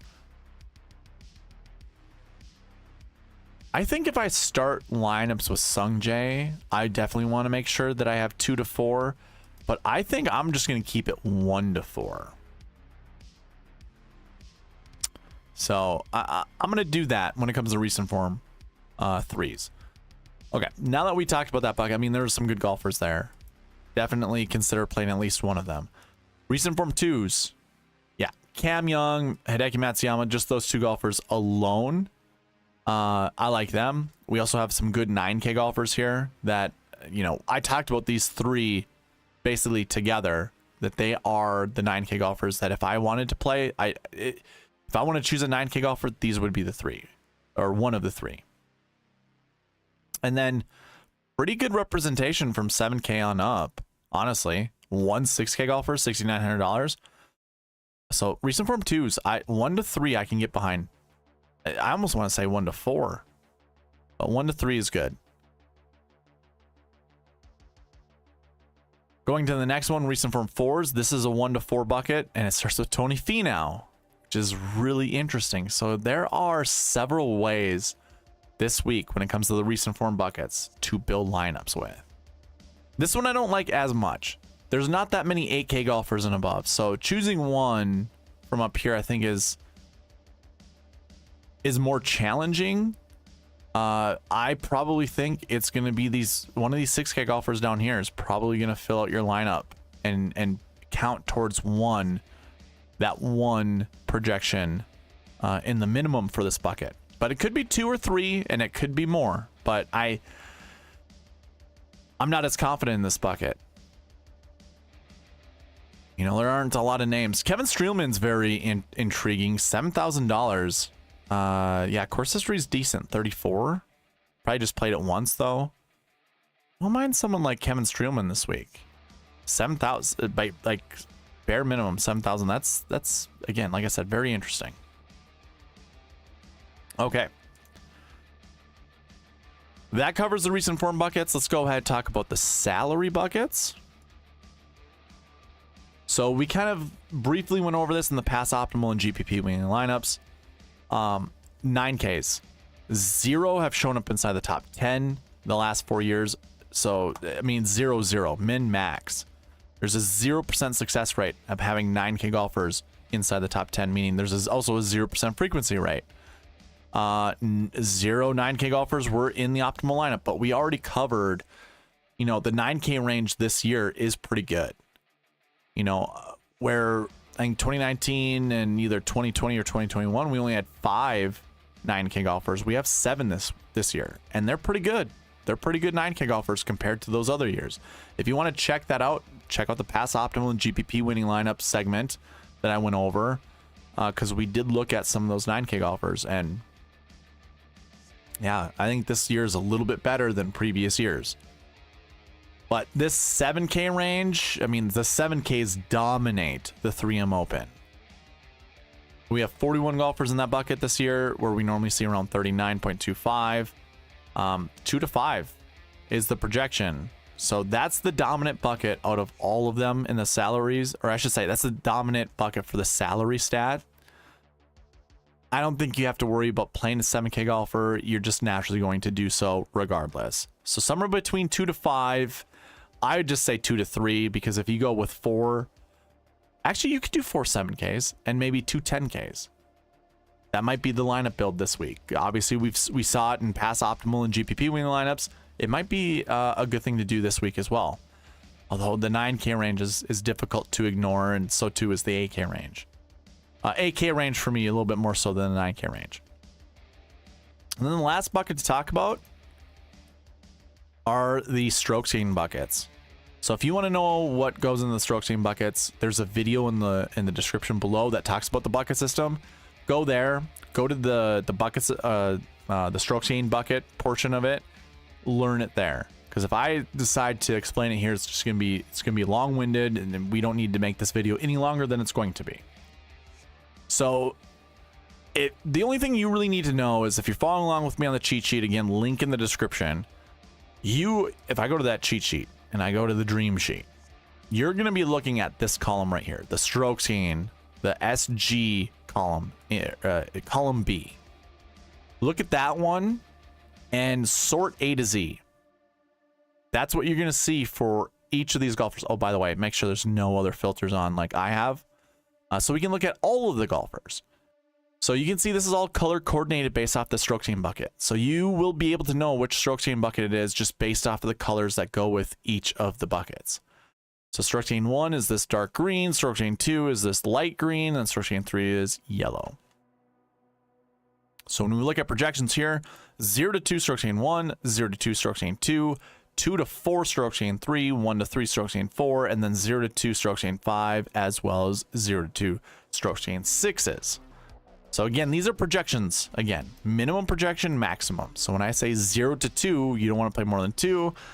Or if I were to say 2 to 4, like the strokes gain 3 bucket, you want to play somewhere between 2 to 4 if the salaries allow you to do so. You have to look at the salaries for each of those buckets. If it doesn't seem like you can, then you obviously can't, and you're gonna have to lower your minimum projection. But yeah, max is 4. Looks like the min is 2, and it's not terrible for the minimum. Again, you can just sort A to Z on the strokes gain buckets. We don't need to open that up. Strokes gain 1. This is a 0 to 2 bucket. And we have Finau, Sungjae as your 10K golfers, and then it goes to Ludwig Aberg 9K, and it drops to the 7K and 6K range. I don't mind starting with one of these guys, and I also don't mind swinging in Ludwig Aberg here and there. I'm not a huge fan of these 7K golfers, but I'm not going to ignore them either. I'll play some of them. I just, like Ryan Fox, for instance, doesn't really super impress me. Like, I don't really want to force myself to play him, so I don't mind it, but I'm not going to, again, make it a priority. Strokes gain 2, I believe, was 0 to 2 as well, and as you can see, there's some golfers here that not super trustworthy. Some skill guys. I mean, I don't mind Grillo. I don't mind Sepp Straka. Patrick Rogers just lost in a playoff last week at the Barracuda. I don't know what that's going to do to his psyche, but if you want to play him, I don't think that's terrible. I like Austin Eckroat. I just stay away from Beau Hosler. I can't stand the way he swings a golf club. I will live on that hill. I'll live and die on that hill. I have no issue not playing Beau Hosler. Austin Eckroat, I like. Peter Quest, 7,400. That's a pretty good price tag for someone that played pretty decent at the Rocket Mortgage Classic. Bennett, if you can drive the ball well here, like that's his main weapon is his driver, I think you can do well here. Ben Martin, decent ranking for me. Same with SH Kim. And then the other two guys down here, not terrible either. Strokes gain 3s, we want somewhere between 2 to 4. So that's this next bucket. And it starts with Cam Young, Hideki Matsuyama. I mean, Hideki's always in strokes gain 3 because this is negative putting, and he's always a negative putter. But Cam Young is here, JT is here, Gary Woodland, Steven Yeager, Cam Davis, all of those golfers alone. If you wanted to start there, building your lineups, that's great. And you just got to add one more golfer and you satisfy the projections. Like Norman Vincent seems pretty, or Vincent Norman, I mean, seems pretty decent. I guess I don't mind Lucas Glover. Keith Mitchell seems like a pretty good price tag for this event. He's won the Honda Classic, which is like a southern comp to this northern golf course. Like it's not It's not too far-fetched to think that someone who won the Honda Classic before could win this event. And I know that's comp. Those are comps to this golf course. Strokes gained 4. This one also is a 1 to 4. Starts in the 8K range, or let me just double check. I think this is 1 to 3. Yeah, 1 to 3. Starts in the 8K range. Adam Hadwin, Seth Thagala, JT Poston, Mark Hubbard. Those are all 8K golfers and up. Then it drops in the 7K golfer or 7K range. If you wanted to, I guess, round out your lineups with these golfers, I think that's fine. I'm just not really pushing to get any of these golfers in my lineup. So I'll let the optimizer decide, you know, who from here do we want to just fill in our lineups. And then I'm not really going to worry too much about strokes gained 5 or 6s. Although we do have a ton of strokes gained 5s. Not so much 6s, but really interesting. So that covers the bucket system. We kind of briefly talked about the anchor buckets. There weren't really many to discuss. So if you did see some golfers that you want to anchor your lineups around, again, we're going to be building lineups at the end of this video. So let me know. I think this next portion, though, we're going to get into Marquee Tee Times and talk about the rankings as well. But yeah, this covers the bucket system portion of the video. Let me catch up on some chats and get something to drink because the voice is already getting, or the throat's already getting dry. Sherlock Harden says, what do you think about all the travel some of these guys have had? I don't, you know, like, I guess we just kind of covered it with the Pass Optimal and GPP lineups. You did have golfers from the Open Championship coming over here who did play all 4 rounds of the Open and finish inside the top 10. So I think you just ignore it, you know, and just play the guys. Because this is going to be a weak event anyways, for the most part. I think you still play golfers who did play at the Open. Daryl goes, when you get the optimizer, will you run Cam Young, Aaron Rai, and Taylor Pendrith? And someone from the 6,500 and plus. So the high 6K range. Yeah, I can do that. No 9K golfer in the optimizer as well. Okay. So we have some rules. I can certainly do that. And Denny, hello.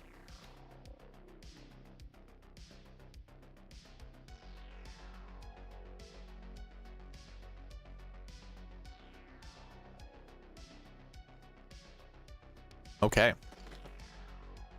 Let's get into kind of the strategy portion of what we usually cover every single week. And we're going to start with the rankings. But what I'm going to do is keep this sorted salaries top to bottom. If you wanted to follow along with me, once again, you can check the description of this video. Or not, yeah, you check the description of this video. Click the link that says cheat sheet. You can go over the same information that I'm going over. So again, I'm sorting right now salaries Z to A. So descending order. And basically, I'm going to go down to the 8K range. Take a look. That's line 23 on the spreadsheet. $8,000 Bo Hosler. Now, any golfer, when I sort this by my rankings, that's less than $8,000 that shows their way up, somewhere up here, I'm going to say is a value. Also, we're going to pay attention to some of these 10 and 9K, 8K golfers to see if they fall below this line. And of course, we're going to look at other salaries that are very close, you know, one way or the other, just to determine, you know, are they values or are they kind of overvalued? So let's go ahead and sort A to Z for the SS rank, SweetSpot rank. You can see Tony Finau is my top ranked guy, but if we go to line 23 and put that line across, again, anyone less than $8,000 from here up, we would consider a value. So let's look at our values first. KH Lee being one of them right here. $7,800 Taylor Pendrith, $79 Aaron Rai, Taylor Montgomery at $7,200, Hoagie at $75, Cole at $78, Eckroat at $75. 6 golfers right there, we would say, or 7 golfers right there that are value. By the way, you have Justin Suh, Ryan Fox that kind of sneak up here. Kevin Yu, he's got like a knee brace on or something like that, so be concerned there. Matt Kuchar and Harry Hall. These all seem to be pretty decent values. So keep all of that in mind. Before I get into, well, we don't really need to talk about some of these guys up here, but it looks like Sahith Theegala might be mispriced based off of just course fit, recent form, that kind of stuff. You can see JT dropped a little bit based off of his, from his salary down. Actually, maybe this is where he's supposed to be. 93 right there. What line is this? 13th? Okay, so that's 10. So yeah, he's a little overvalued, but that's all name. Like if he's actually playing well, he probably deserves to be ranked that high. Or his salary should be that high. So yeah, just so you know, a lot of these 7K golfers we're going to see a lot in the optimizer because I use the metric. Again, you can see this on your cheat sheet. All the way over to the right, there's going to be this score, and this score is a sum of what I include in my model. So I'm looking at OWGR. Grass 1 is your bent grass. There's no grass 2. You can see these numbers are all exactly the same. I am looking at course history. Despite not having a lot of course history, I'm still including that. Looking at season-long bogey avoidance, birdie or better, driving distance. I have these all tiered based off of, the data points that is provided by the PGA Tour. Then it's recent form stats with DraftKings points, and recent form goes back the last 7 weeks. So we've got DraftKings points, and we have our recent form average. And recent form average, by the way, would be average finishing position or last 7 weeks, and scoring average is round by round scoring over the last 7 weeks. And then we're looking at 1 year's worth of average DraftKings points, average score, their round by round score, round under 70 percentage, cut mate percentage, and DK top 10 percentage to really just find our best DraftKings players. High floors, high ceilings, that type of stuff. And of course, then that again gets all added into the score here. This score, by the way, is what is on the optimizer right here. So if you do want this optimizer, I forgot to mention this, email me at SweetSpotDFS@gmail.com and I will send it to you. And if you are using it, just remember these metrics are from the cheat sheet. If you want to modify these however you like, so if you like Aberg a little bit more, just give him a little bit of a boost. Like I think I'm going to this is my spreadsheet. I think I'm going to give him a 50-point boost. Actually, I'll give him a 100-point boost. I want him, maybe not. We'll give him a 50-point boost right now. Do you want to see more Aberg in my lineups than like Gary Woodland and Steven Yeager and Cam Davis? So I guess what I'm going to do is give him a little, I'll give him that. We'll give him a 100-point boost. So that's what I'm going to do right there. But any of these other golfers, if you do have this optimizer, all you got to do is just, you modify this. This is the metric. This is what the optimizer looks at, as well as the bucket conditionals, all that good stuff. And of course, I have a video in the link, or a video. I have a video link in the description below that does explain how to use the optimizer. So you can check that out if you're interested, and email me at SweetSpotDFS@gmail.com if you would like to use the optimizer. I can send it to you while I'm live here. So that covers the rankings. Those rankings go into the Marquee Tee Times. If you're following along with me during the review of the Open Championship, you found that the Marquee Tee Times were 100% successful. The whole SweetSpot process was 100% successful there. And the rule is, when it comes to Marquee Tee Times, you select 2 to 4 golfers from the top 9 groups that I have selected here. This is all based off the SweetSpot score, the cumulative SweetSpot score for each of these groups. Obviously, the highest score or the lowest score, if you're adding up the rankings, that would indicate the Marquee Tee Times. So the first Marquee Tee Time is Tony Finau, Hideki Matsuyama, Sepp Straka. Then it goes into Cam Young, Seth Theegala, KH Lee. That's group 2. I'm not going to go through all of these, but again, when we're going to start building lineups here shortly, keep in mind you want to select 2 to 4 golfers from the Marquee Tee Times. And oh, by the way, you can follow along with me on the cheat sheet. All you got to do, so when you go to that cheat sheet, is sort by this group rank here, and that's A to Z. So you can see who are in the Marquee Tee Times here. The top 9 groups. that is also written into the optimizer. So you can see that here, group 1 through 9. We want no more than 1.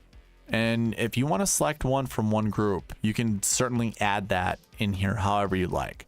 But right now I currently have it 0 to 1 for all those groups because we don't want more than 1, but we do want the optimizer to select at least 2, but no more than 4. Again, this follows the SweetSpot process.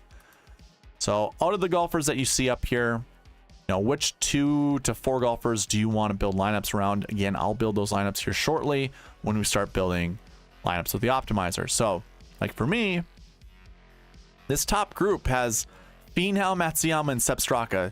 It seems pretty obvious that this is going to be the group that has the best chance to have one golfer in the optimal lineup, whether it's Finau, Matsuyama, or Straka. And then it goes down from there. Cam Young, Sith Theegala, KH Lee. I don't mind Young or Theegala. I don't so much care for KH Lee, although the nickname is TPC Lee, and we are at the TPC Twin Cities. So perhaps we play him there. I don't know. I don't really so much care. But there are a lot of good groups that I would consider. Like I have no issues playing some of these golfers. So it's really, who do you like the most?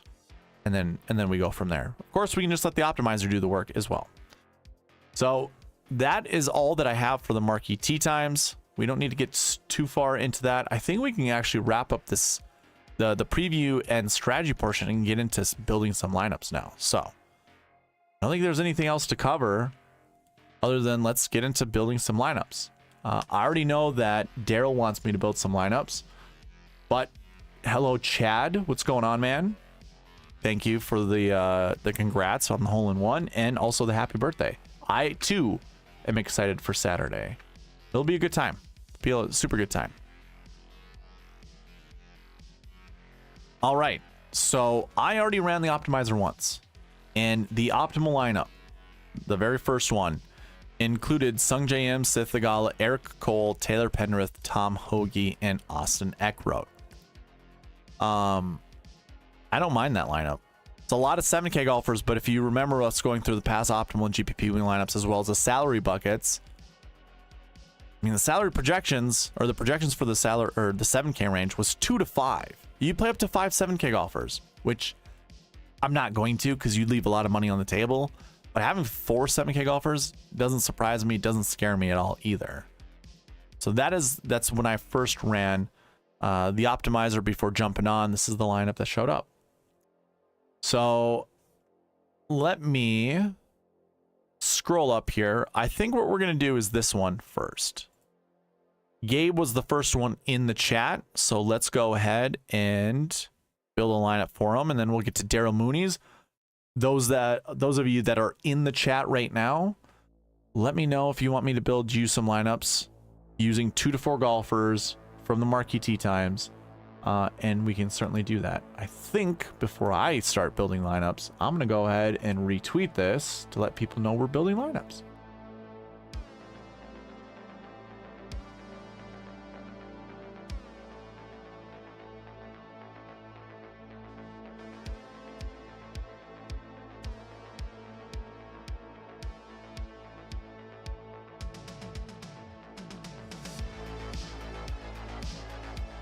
Chad, you still in the chat room, or were you bored of me talking about the Marquee Tee Times?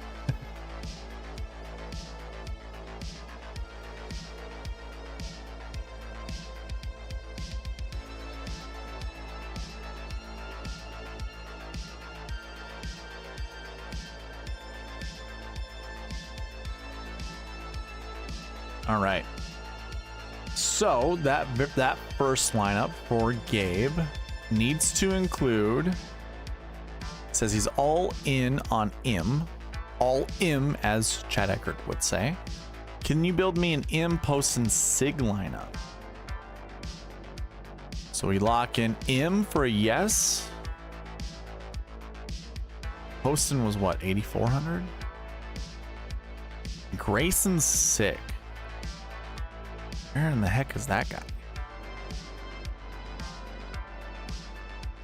There he is. Ooh, all these guys are not in the Marquee Tee Times. Thank you, Gabe. Maybe you looked at the cheat sheet before coming out here. are giving me those. Let's check out 5 lineups, and then we'll get on to Daryl's lineups. And it breaks. It breaks right away. Why is that? How about this? Let me bump this down to 1. 2s usually will do that, having 2 of those. And let's see if that just fixes the problem. We'll see. It does. Oh, it still breaks. These little error codes here indicate that it was not successful.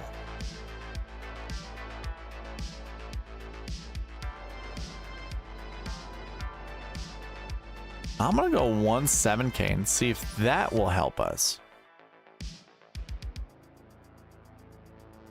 It does not. Gabe, this is not looking good. Not looking good.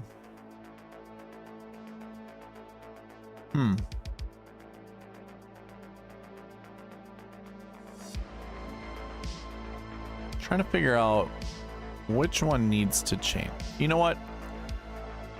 You don't mind. I'm gonna go ahead and remove Sig from your lineups. I don't know if that's what's causing the issues, but it must need to select someone up top.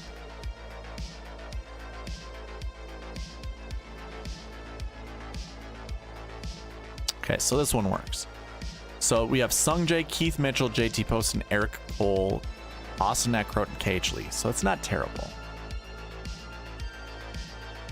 Moving on, Cage Lee will get the boot, and then we bring in Sahith Theegala to go with Harry Hall and the 4 golfers we just talked about. So Theegala, Poston, Rye, Eckroat, and Harry Hall. Barry, what's going on, man? Can you run some Cam Young Woodland lineups? Absolutely.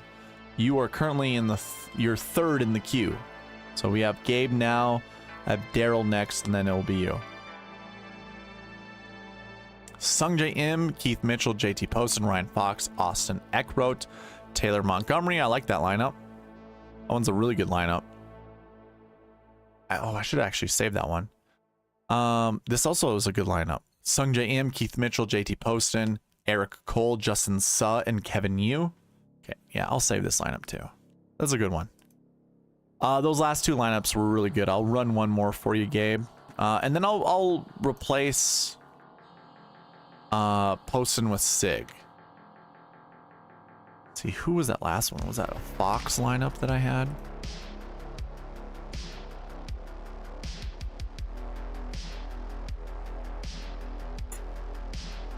It was not, but this lineup's pretty good too.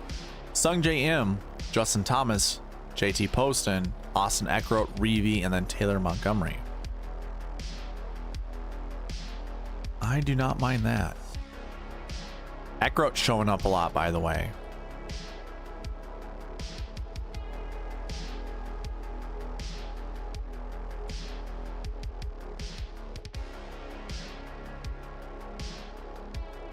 Let's see, what was that lineup I just had?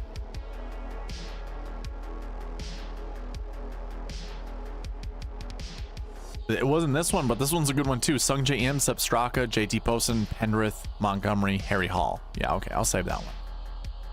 All right. So that's pretty good. Let's remove JT Poston and put in Grayson Sig. Obviously, there was something I'm not going to spend the time to try to figure it out, Gabe, but the optimizer did not like putting Poston, Sig, and Im together. So let's do this.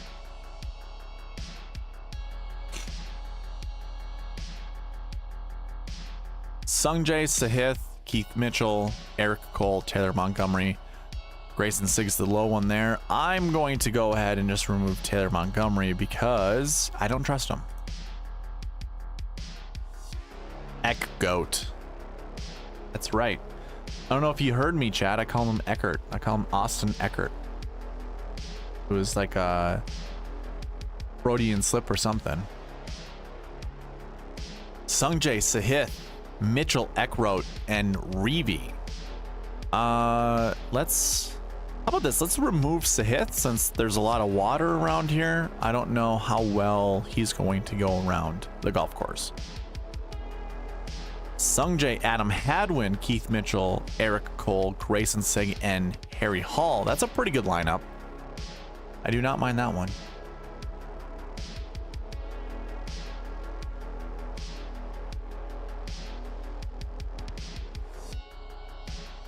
Harry Hall, by the way, is I think the best ranked 6K golfer in my in the Sweet Spot ranks, but that doesn't mean anything. Remember, don't fall in love with the 6K golfer, but never disrespect one. So I will probably have him in 4% or less, and that's fine. I don't want to play too much of him. I'm gonna go ahead and remove. Well, let's kick Harry Hall out. See what the next one runs us.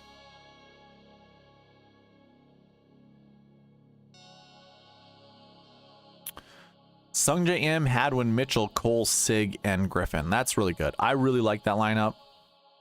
Yeah, let's save it. I don't want that much Eric Cole exposure, by the way. Obviously, he must be a good value. But that's one lineup, 3 lineups out of the 5. And they all include Keith Mitchell, by the way. Which I don't... not a huge fan of that. I don't like mixing up those golfers and not really knowing that they're all together. I shouldn't say mixing them up, but like playing them together. So I'm going to remove Eric Cole.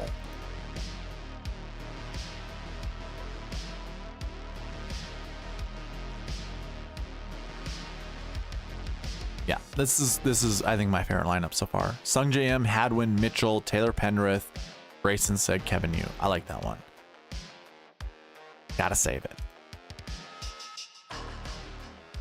Hey Chad, how was the practice round today? How long were you out there?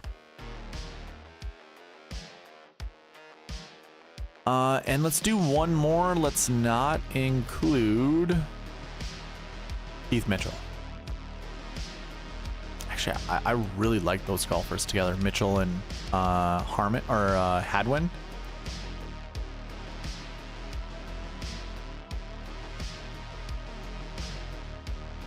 Sungjae M, Sepp Straka, Taylor Pendrith, Matt Kuchar, Austin Eckroat, and Grayson Sigg. That's pretty good. Okay.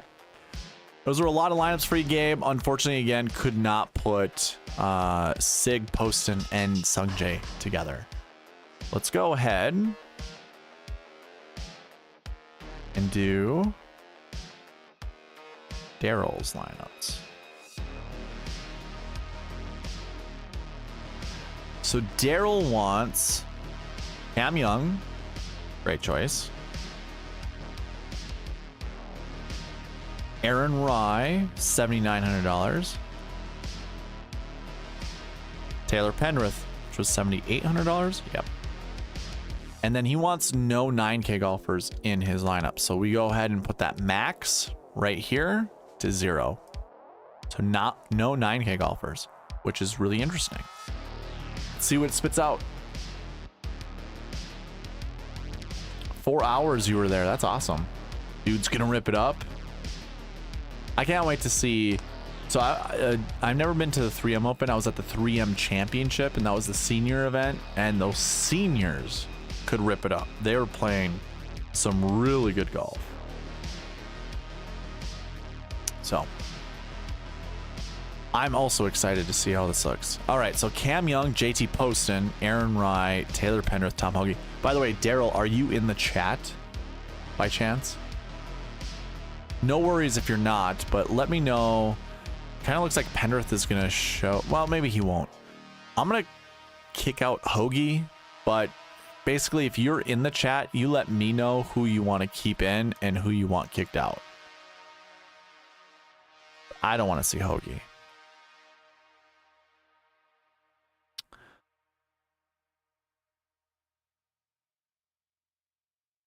Oh, you did want a 6K. My apologies. My apologies. I forgot.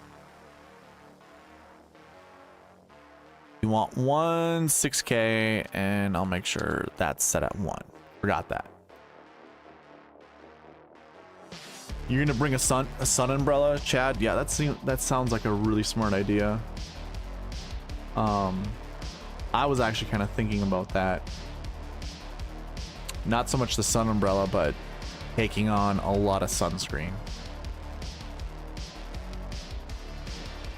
I was at the PGA Championship in 2015 and it was hot as hell there, and I felt like I was getting heat exhaustion really bad. So I feel like that's probably going to be this kind of a similar scenario for us. Make sure we're hydrated before going in, because yeah, buying like $4 or $5 bottle of water's not really the smartest way to go.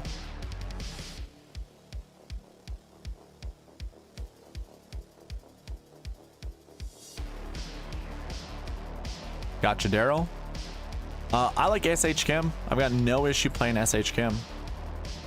But this one here, Young, Hadwin, Rye, Penrith, Suh, and SH Kim. I like that. I'm actually going to save that one.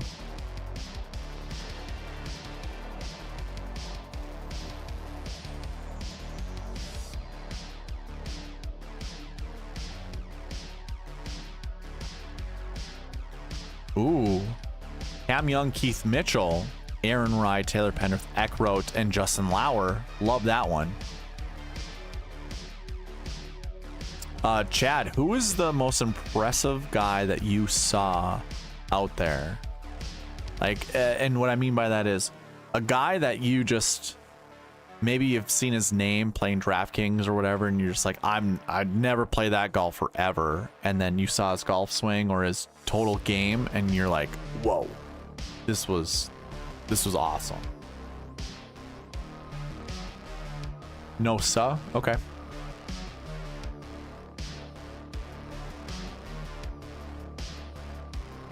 Do you like Michael Kim enough for me to reverse the no that's going to show up next to his name? Because I'm going to kick Justin Suh out right now. Let me know, because I'll rerun it with Michael Kim.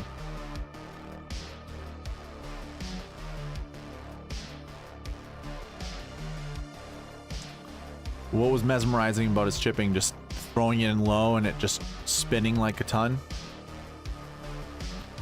Cam Young, Keith Mitchell, Aaron Rye, Taylor Penrith, Ryan Fox, Sam Ryder. Now that's a lineup I can get behind. That one seems pretty solid.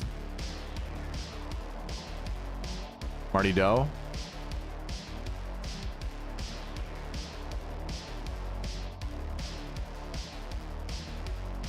Yeah, that was kind of the funny thing when I went to the PGA Championship. Like, Rory was a small dude. Everyone already knows he's a small dude, but when you see him in person, he's not as muscular as you think he is on TV.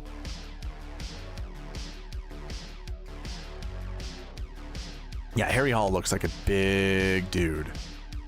No Kim or Suh, gotcha. What do you think of Grace? Is that Grayson Murray at 67? I mean, I got no issues. Like, my whole thing with the 6K range is never fall in love with the 6K golfer, but also never disrespect one. If you play a lot of lineups, I think you just mix and match all your 6Ks. Like, I don't think you play one 6K in all your lineups, because I think that's how you tank contests.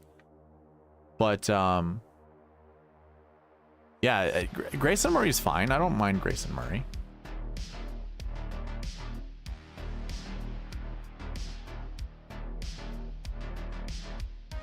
Well, I can't wait to show you my chipping, Chad. I mean, I guess I did. I don't know how many times I chipped in, though, when we played together. I'm due. I need to chip in. I guess never mind. I'm not due. I got a hole in one. So that was more than enough for a hole out or chip in.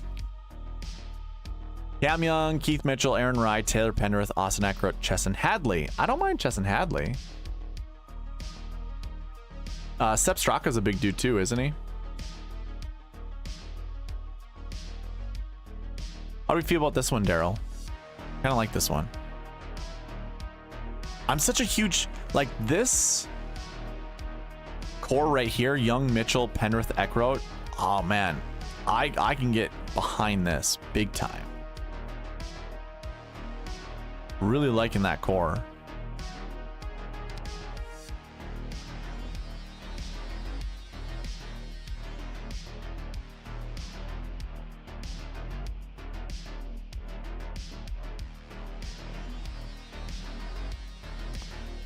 Let's see here.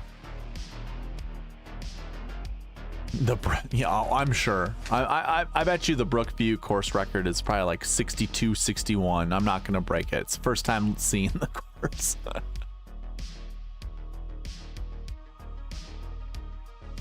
It'd be sweet though. Young, Mitchell, Rye, Penrith, Eckroat, Novak. Yeah, I can get behind. I mean, okay, so we have our core five essentially.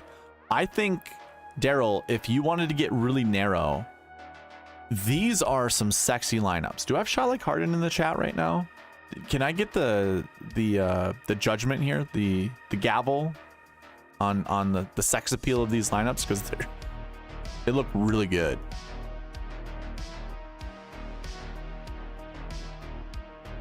Hey, Chad, did you watch Keith Mitchell at all? I know you got an autograph. I saw that Liam got an autograph from Keith. Did you get to see him play at all, or hit a ball? What did his driver look like? Was his driver on point?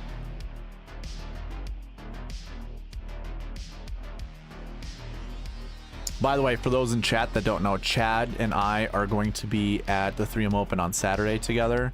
He's currently down in the cities. He's going to the practice rounds. He went today, and he's going tomorrow. Okay.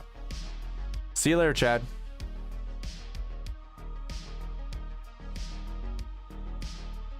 Damn, Daryl, that sucks. All of my elite rainmakers are the rookies. Mitchell is grinding. Is that a good thing or a bad thing? Robbie Shelton, that's not terrible. We bring in another 8K golfer and Mark Hubbard in this one. That's pretty interesting. Daryl, I'm going to build like 2 or 3 more. And then we can go to Barry's lineup. I'm just going to replace the pin message right now, just so I remember.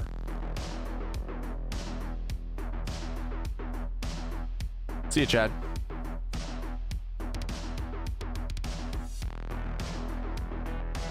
Bryce Garnett. Barry just said Bryce Garnett. At 65 might be a nice sleeper. Great at 175. There you go. Look at this. Although, I mean, hey, if you guys want to play Beau Hosler, go for it. I'm not a huge fan. I don't care for Beau Hosler, but it's interesting to see Bryce Garnett show up right here. Daryl, I'll do one with, I was hoping you would just show up, but I'll do one with Grayson Murray. Here's an interesting one. Joel Damon with Alex Noren. I don't really care for Joel Damon. Not a huge fan. You said $6,700 for Grayson? There he is. Yeah, he has a decent point total, I guess.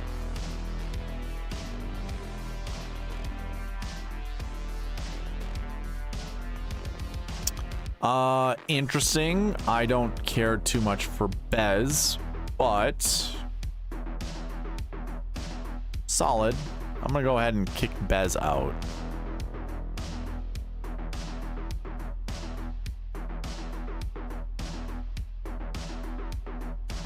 No.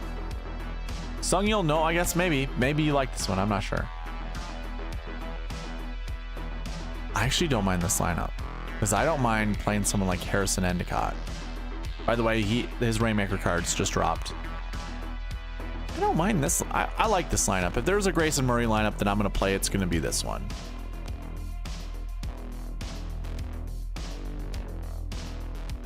I'm going to color it red just to know that it's very volatile. 2 6K golfers, I just want to know.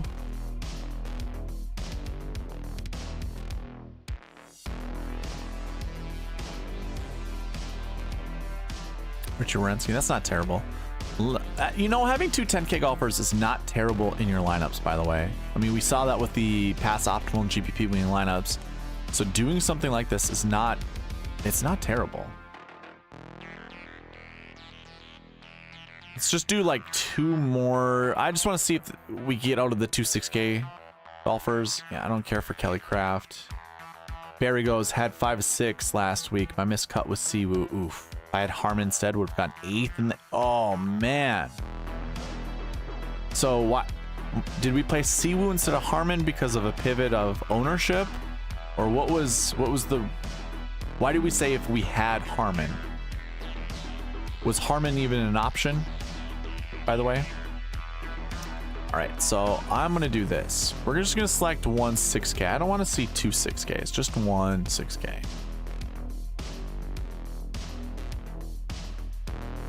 We break it. Okay, so we can't force Grayson in there currently with all the golfers we've already kicked out. Maybe we can do this. Maybe we just do one 7K instead of two. You didn't like Harman? Okay. Ugh, I don't like this lineup. Trevor Werbelow.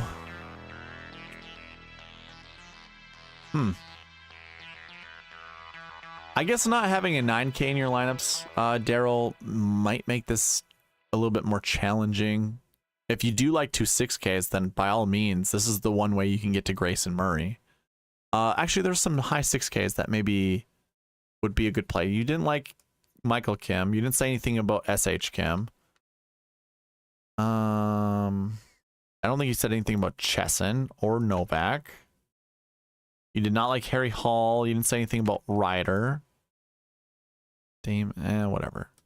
Okay, so we'll see if these guys show up, and maybe we'll see some interesting ones. No.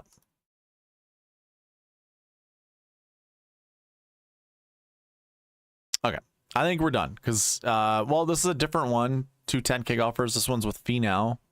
This is exactly 50,000. Maybe we think Dylan Fratelli can do something. Maybe, but I think that's. Do you like Lauer? Okay, I can. Let's see. Maybe Lauer will show up.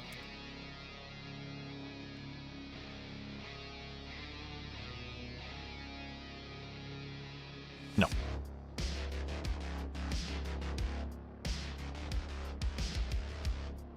See if I just do one 10K. Do we need two 10Ks to go with Grayson? No, we don't. Okay, there we go. Cam Young, Patrick Rogers, Aaron Rye, Taylor Pendrith, Matt Kuchar, and Grayson Murray. That's... Oh, yeah, we gotta kick someone out. I will kick Kuchar out? Oh, 49,300. No. 49,300. Okay, so it did break. The optimizer did break.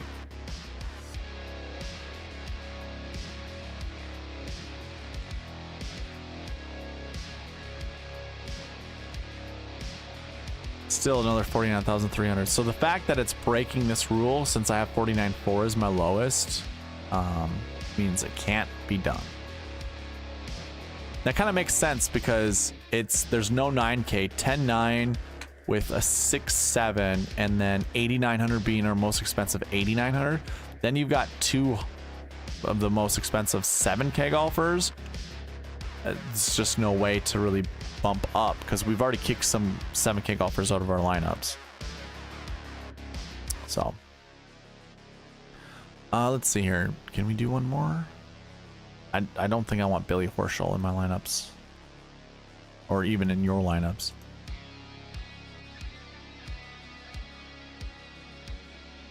Yeah, not I mean, if you want to leave that much money on the table, that's fine, but these are not working out, including Grayson Murray into the lineups. So I guess what I'll just do is kick that out. We can go ahead and still do two 10Ks. Maybe this will change.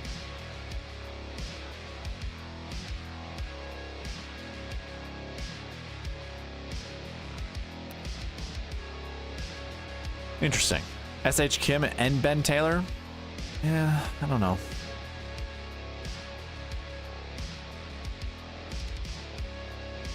There you go. There's your lineup.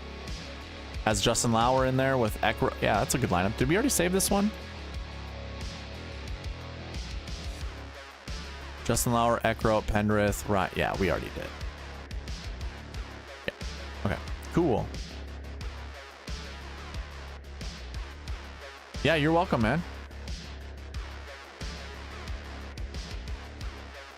All right, Barry, we're going to do your lineups here. I'm playing the FedEx Bubble Players narrative this week. A lot of decent 7K players in the 60th and 80th place in FedEx Cup standings who will be super motivated this week and next. Interesting. Okay. Barry wants, can you run some Young Woodland lineups? Cam Young and Gary Woodland.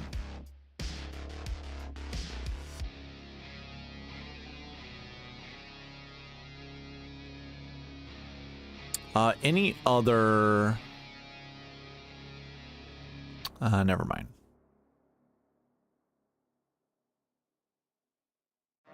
Doesn't say any other criteria, but we're gonna keep it. It breaks.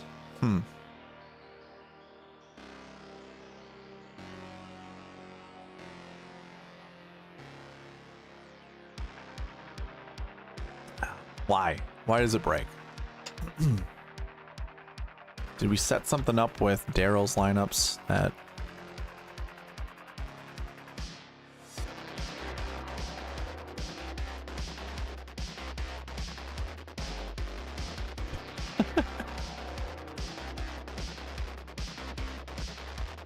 And Eckroat? Sure.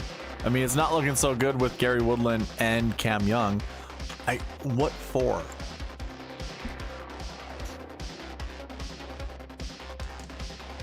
I don't get it.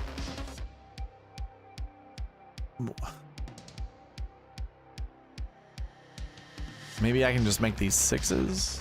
Is there an AM PM issue that's happening? No. Let's see, what are they? He's a recent form 2. He's a recent form 3. So we got those covered. What the hell? Oh, thank you. Thank you. Thank you. Thank you. Yes, that is the issue.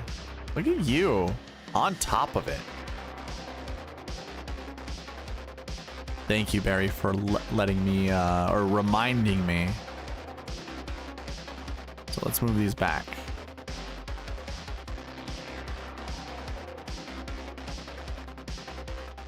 Not a stooge today, man. Not a stooge today. I'm the stooge. Here we go. Woodland, Young, Hoagie, Eckroat, Taylor Montgomery. So we're kicking you let me know if you want some golfers to be brought back in, but it's a pretty good lineup. Woodland, Cole, Hoagie, Eckroat, Harry Hall. Not terrible. Young, Woodland, Pendrith, Hoagie, Eckroat, Griffin. I like Griffin. I don't really like Hoagie. I don't know how you feel about that.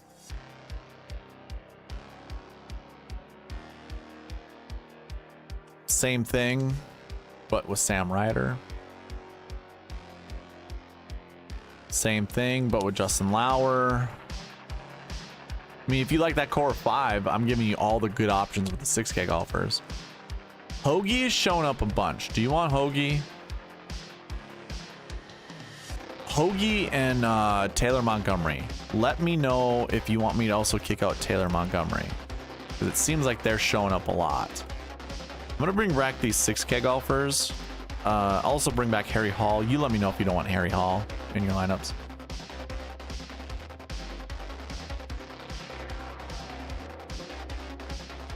Okay. Woodland, Poston, Eckroat, Montgomery, and Hall to go with Cam Young. Not terrible.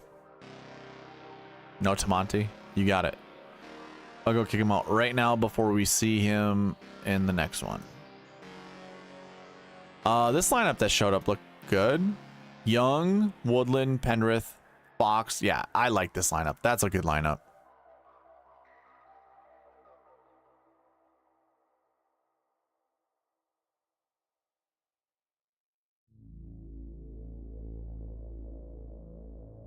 Yeah.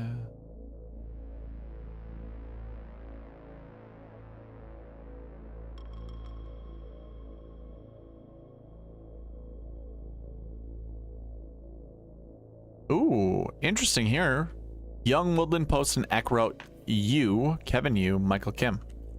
Not a huge Michael Kim fan this week, but he was doing the good work for us at the Open. Cam Young, Gary Woodland, Ryan Fox, Matt Kuchar, Eckroat, and Lee Hodges. That's an interesting one. I like this lineup minus having two $7,500 golfers together. You know, we all know the superstition that comes with that. Ooh. Matt Wallace is an interesting golfer here. I mean, okay, so he won the Corrales Punta Cana. Was there a lot of water on that course? Can we make that comparison at all? Like that comp? Probably not, but I like putting Pendrith, Fox, and Eckroat together. That seems solid. So, and here you go. Here's your Bryce Garnett. Replace one former Corrales Punta Cana champion with another. Bryce Garnett. Okay. It's not terrible. So you like Lee Hodges. Who was he paired up with? I forgot. It was someone. Oh, I said the 75. I'm gonna kick out Kuchar and see what gets ran. Ooh, you like Wallace as well? Of course, we get another $7,500 golfer. Had to.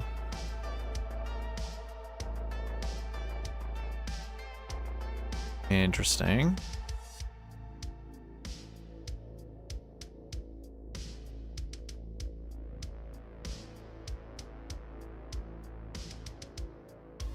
Okay. Not terrible. Young, Woodland, Mitchell, Fox, Eckroat, Ben Taylor. Probably not jumping on the Ben Taylor train. This one's okay. Woodland, Pendrith, Eckroat, Horschel. Just a reminder, anyone that wants the optimizer, I can send it to you.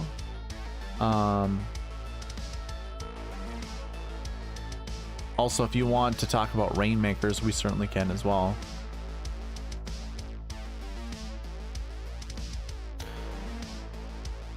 Here's an interesting one. Woodland, Cole, Pendrith, Eckroat, Baddeley. Not terrible.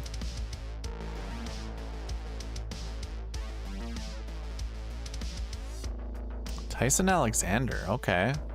Huh. That's an interesting lineup. I like this lineup. I don't know, I think it's probably my biases because I bought a Tyson Alexander rookie or like Rainmaker card, those wired ones or whatever. The thought process was a rare card is already worth 5 points. A rookie's worth 2, so any rare card you get is worth 10 points. But then if that's a prize set, or if that's considered a bonus set, you get an additional like 2 times multiplier. So then it's a $20 card as opposed to a $10 or not dollar card. It's a 20-point card instead of a 10-point card. So if you could buy them at $2.99, that's already worth more than any of the rares you can get for rookies, like from a prize set. So the $2.99 was a really cheap value that I probably think you could sell for $5, $6. I think I'm gonna save this one. Again, it's my biases, but I kind of like the idea of having Tyson Alexander on my team. But of course, it's probably me just trying to speak it into existence.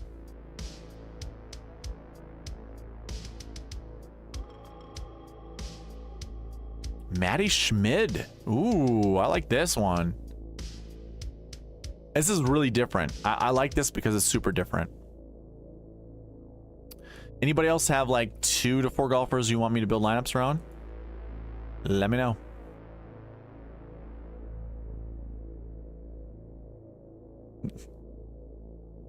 Jeffrey Lawrence going with the Opto doesn't lie. Like that. Yeah, Barry, absolutely. Zach Blair. Ooh. Zach Blair didn't play super bad too long ago. I forget where it was, but I like this lineup. These lineups are starting to get more interesting the further we build them. Like the longer we continue building lineups using these golfers. Oh, I think that's a new subscriber. DoNC07. Do you have a name you'd like me to call you? I appreciate you subscribing, by the way.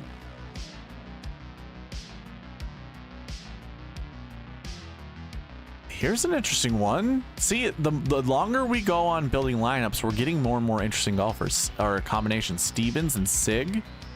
That's pretty good. So you just gave me 6 golfers. Do you just want me to, like, do you want me to see if those are Poppy? Okay. Do you want me just to put those in the optimizer to see if they followed the bucket rules? Are you just checking against it? Because you just gave me 6 golfers, so just double checking to see what you'd like.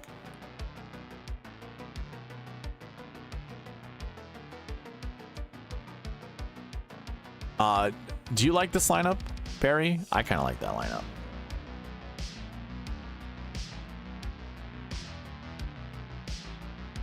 Should we build a community lineup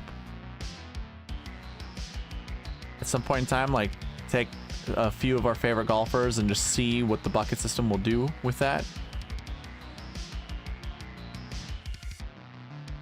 Okay, I can do that, Poppy. That's fine.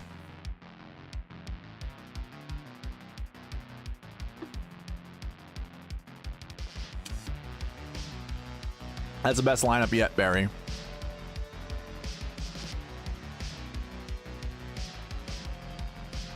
Oh, just my thoughts? Okay.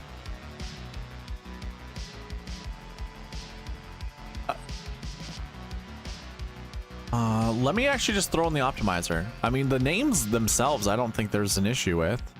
I don't mind those names at all. Noreen, is that Alex Noren? Just by out of curiosity. God, I love this lineup too. I like Scott Harrington. I don't mind Scott Harrington.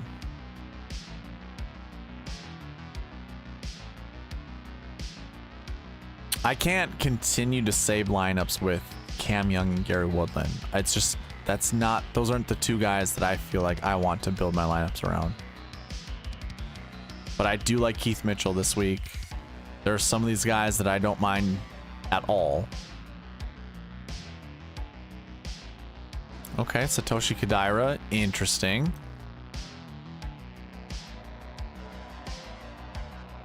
Okay. All right, Barry, it looks like it's just going to keep those core 5 and just replace a bunch of 6K golfers, but that's pretty solid. Poppy, I'm going to put your golfers in the optimizer and just see what it spits out. So Alex Noren, Young, is that Cam Davis? I'm guessing it's Cam Davis.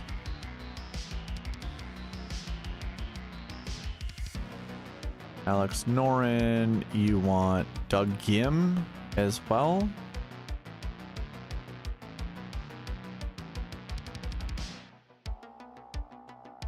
Oh yeah, JT Poston, 84, I believe. Yep. And who was that last one? Ches Reavy. Okay.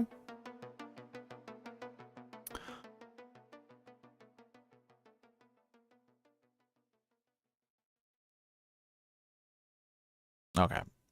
That can't be right, right? We are $700 over. But you just gave me a group of golfers. Okay. I imagine that's so just having them here, I can talk about them.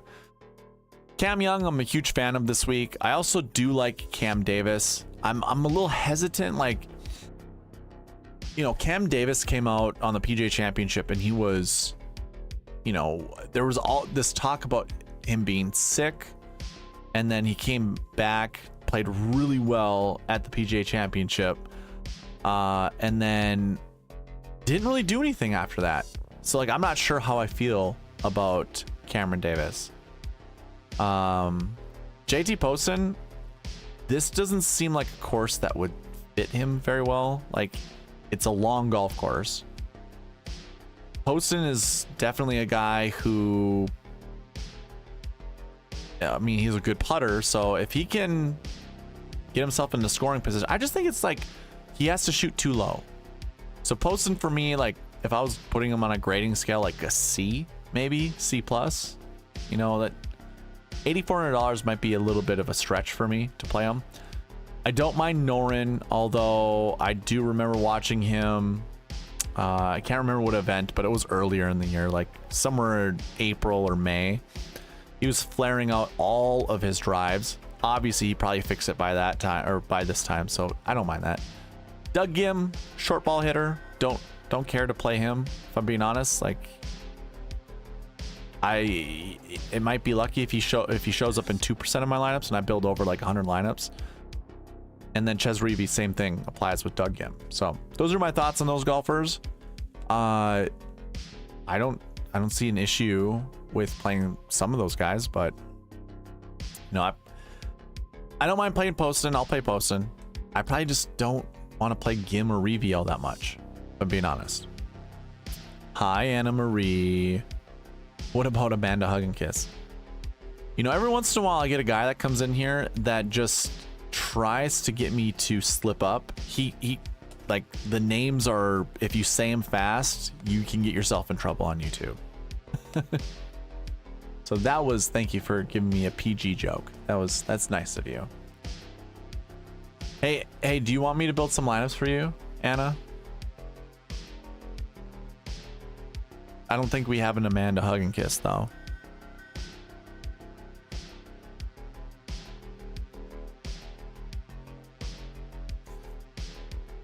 So I would want to build a lineup with like Ludwig Aberg.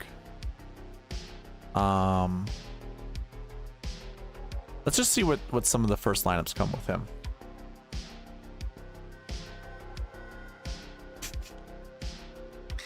Sure thing. Ooh. So I don't mind. I like this. This is almost my dummy lineup, honestly. Okay, Anna. I'll give you some names. So, you know, the whole nerd thing and whatever, analyzing stuff. I think you want one of these golfers here in your lineup. So we want to select one of these guys. If we're going by looks, you probably like Tony the most, followed by Cam, and then Hideki, then Sungjae. If we're just doing, you know, that way. Oh, Maverick. If there was a Maverick, I don't think there's a Maverick. Maverick McNeely? Nah, we don't have Maverick in here. Sorry. No Maverick.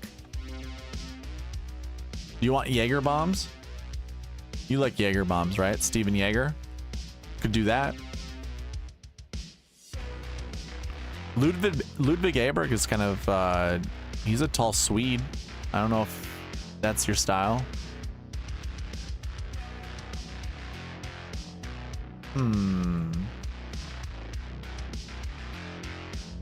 How about Christian Bezuidenhout? Or Nikolai Højgaard. Or some people like to call him Hojgaard, which is silly. Crazy. Here. I think you, yeah, never mind. I think I've shown you some of these golfers and you're just like, no. Your marital lineup? Okay. Well, Tony Finau is married and has like 14 kids, so I'm sorry, but he's not available. So Cam Young would be the guy. Sepp Straka is also married. JT is married. You probably like JT, but he's kind of a little bitch, so maybe not.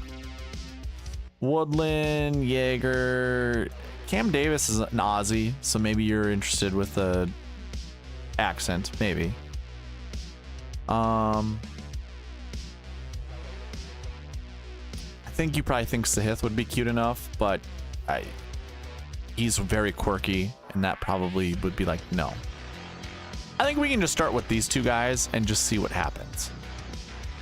Aberg is a little too young for you, so we'll see what happens.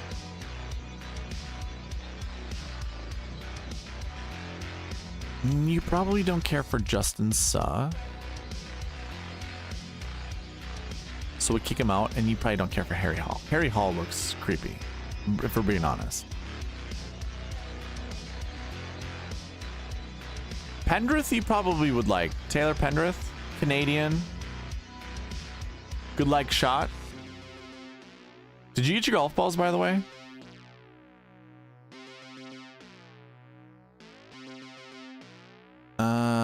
You probably would like Ben Griffin, but let's see here. Bogey, probably not. And I think he's married.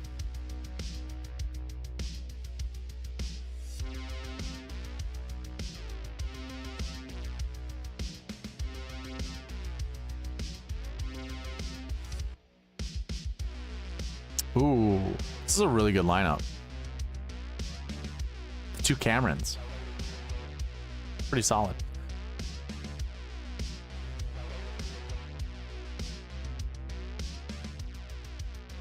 Anna, I was talking to Charlotte Cardin. Yeah, you didn't get your balls, did you, Anna?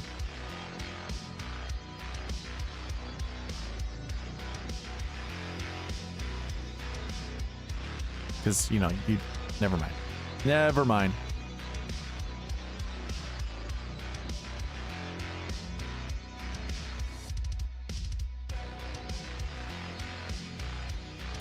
What an aggressive song.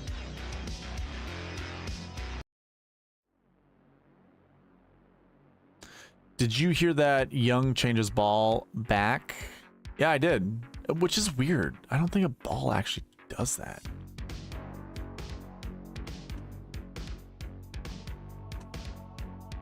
Did you, Anna? What kind did you get? Did you? I don't think you told me you ordered balls today. Or you from Amazon?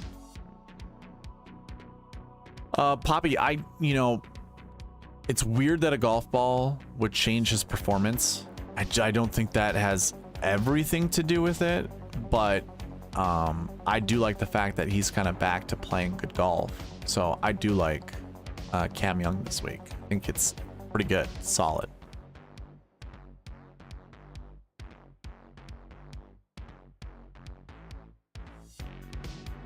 Is anyone here that wants to look at Rainmakers, by the way?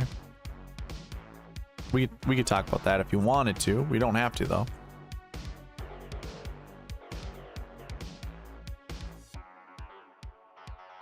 Ooh, here's a Chess review one. Interesting. Okay.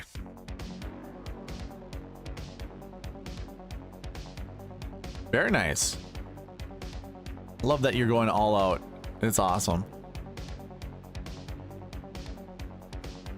Cam Young, Cam Davis, JT Post, and Pendrith Montgomery. That's... yeah, I don't really care for Taylor Montgomery.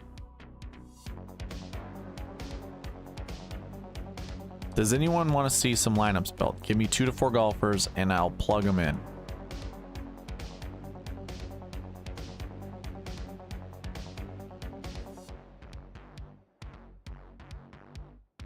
I hope we get a chance to golf when I get down there. I mean, I'm sure you could probably play a little bit if you join us Saturday early in the morning. But it'd be a shame if we weren't able to play. This one's not bad.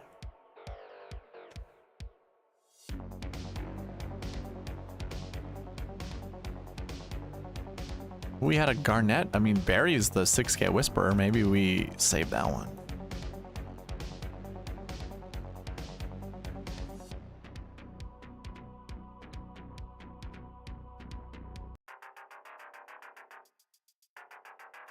See you, Michael. How about ...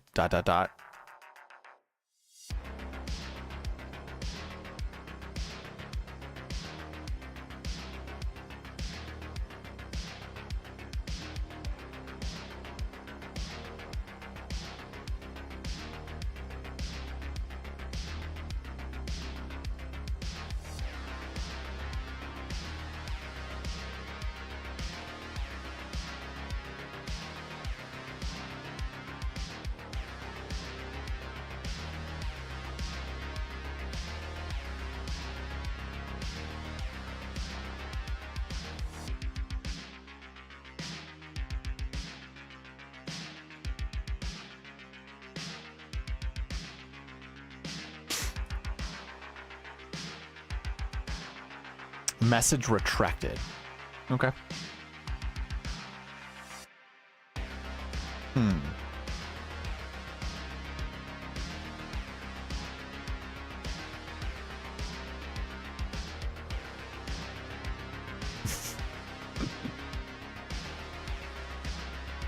Oh, no worry, man. Straka, and CT Pan? Interesting. Okay. Poppy thinks that jet lag would be a factor. So, I can't remember what I was listening to.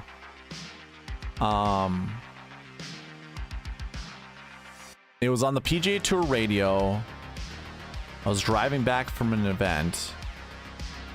And I can't remember who was talking about it, but they basically said, in today's world, jet lag for a lot of these PGA Tour players just don't exist. Like, it doesn't exist. Like, there's treatments and there are things that they do as soon as they land that I wouldn't say eliminates it from them, but it's like it's a non-factor. I don't remember which person it was, but it was definitely because they were talking about this with the Open. You know, those that were playing, or those that traveled to the Open, or those from the Open coming to the 3M Open. They're talking about that and being like, it's not as big of a factor as you think it is. But it's also hard to determine if it will or if it won't. This is an interesting lineup. Okay. Let's do those lineups from Michael. Straka, CT Pan.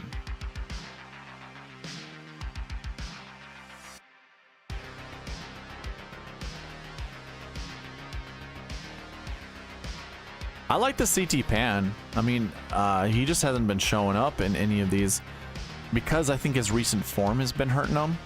But this is interesting. Thanks, man. Appreciate it. And this lineup's pretty good. I personally don't like Hoagie, but you let me know. CT Pan's gonna probably get the vote out. So this is kind of like the optimizer recognizes this is the lowest score guy, and usually that's what kicks it out. But because this is a guy you want locked in, I have to manually kick out someone else. Who would you like kicked out of these lineups?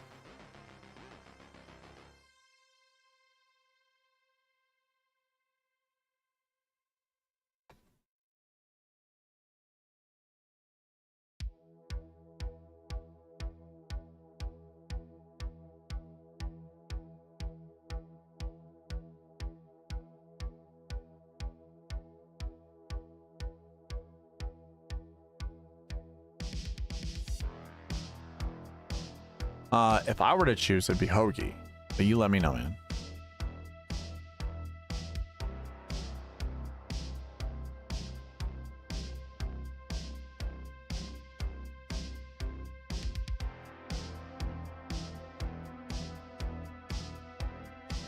This is a fun one too. Straka, Mitchell, KH Lee. Yeah, we can do that. This one's interesting. The one on the screen. I like this one. You wanted Sahith kicked out instead of Hoagie. We will rerun this and see what happens. I will also let you know Taylor Montgomery will show up quite a bit. Sahith or Hoagie. Well, you let me know. We can kick them both out because it appears that they're going to show up a bunch. Mostly because they're good values. Which one at 6,500 do you like?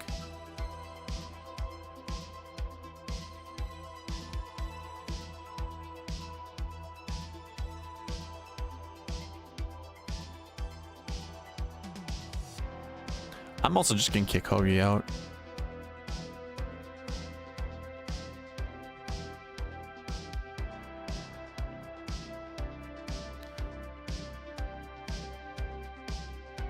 I think we just saw this one. I might as well just kick out Taylor Montgomery because he'll show up a lot. Unless you like Taylor Montgomery, I can leave it and we can kick someone else out like KH Lee.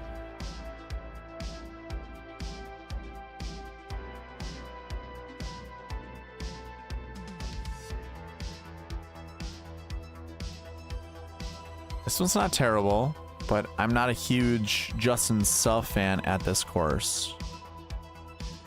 I wonder if the Players Championship is a good comp for this course. Lots of water there that could get you in trouble. Poston, Kuchar, KH Lee. We're going to get rid of KH Lee.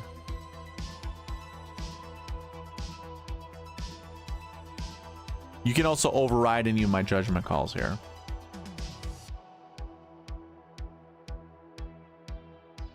M, Straka, Mitchell, Ryan Fox, Ben Griffin, CT Pan. I like that lineup. I can get behind that lineup.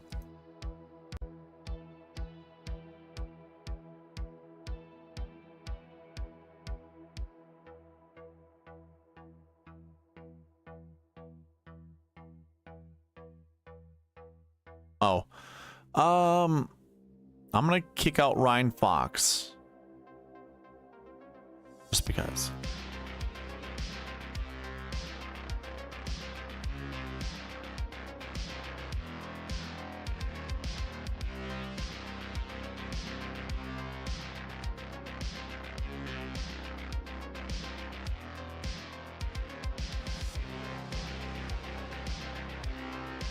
Did we just see this one? If not, I like this line. I like this lineup a lot. It's a pretty good combo. I mean, I do like CT Pan. Hopefully he's not as injured as he once was.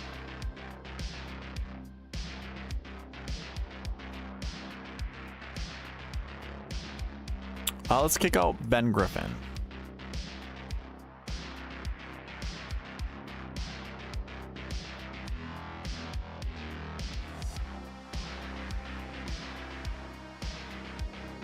Don't care for Billy Horschel, but this is an interesting lineup nonetheless.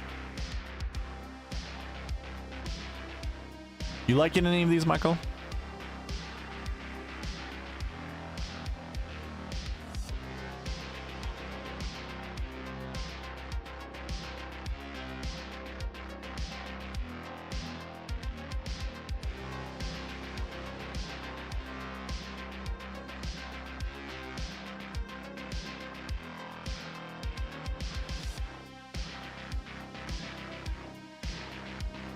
I don't like Bo Hauser, but this lineup's pretty decent too.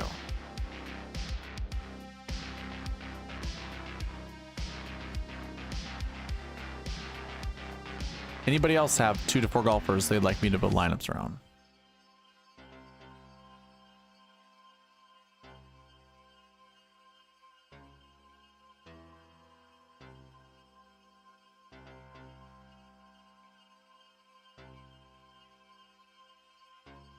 Poston, Eckroat, Wallace, CT Pan. I'm gonna kick out Wallace.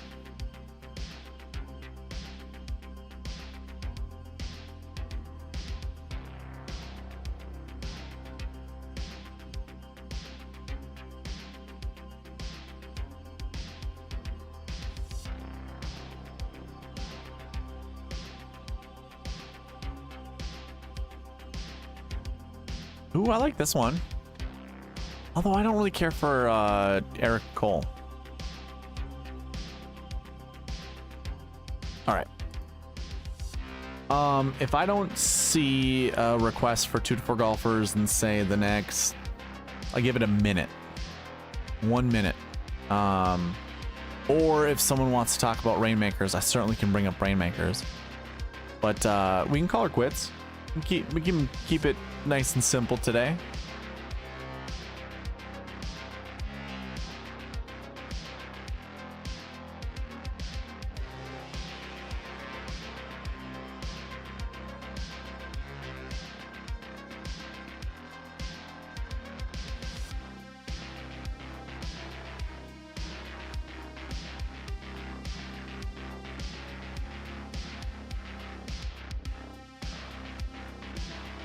Oh, not him.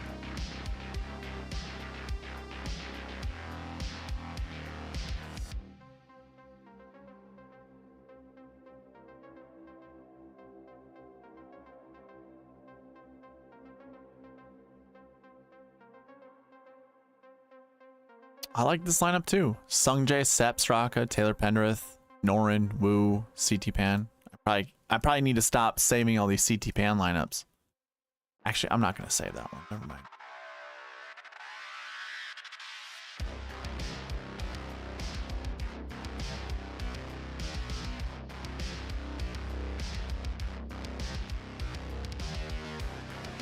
Okay. It's been 1 minute since I asked 2 to 4 golfers. So I think we're going to call her quits, which is absolutely fine.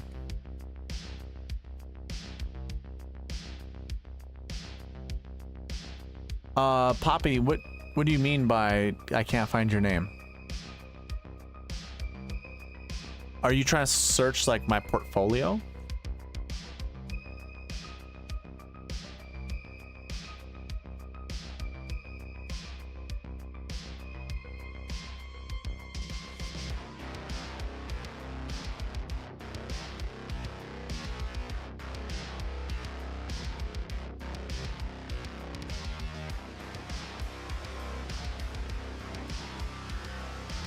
I don't have a user under SweetSpotDFS. It's eDarbs9.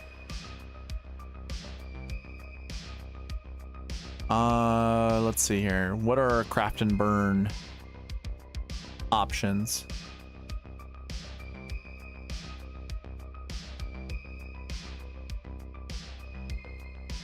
Who am I? My name is Eric.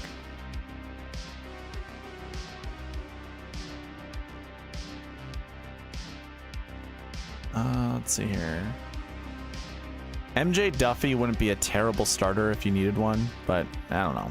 Not huge. Carl Yuan, also not a huge one there. And Trevor Cohn, not so much. Yeah, I don't know. I don't think so. Well, I don't know what you mean by that, Poppy. Are you looking for my username that's on DraftKings?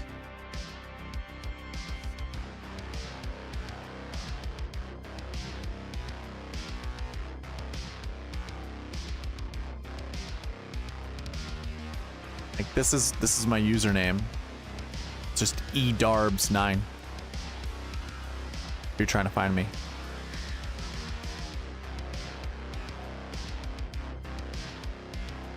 Oh, sorry, Poppy. Nice to meet you. Yeah, I just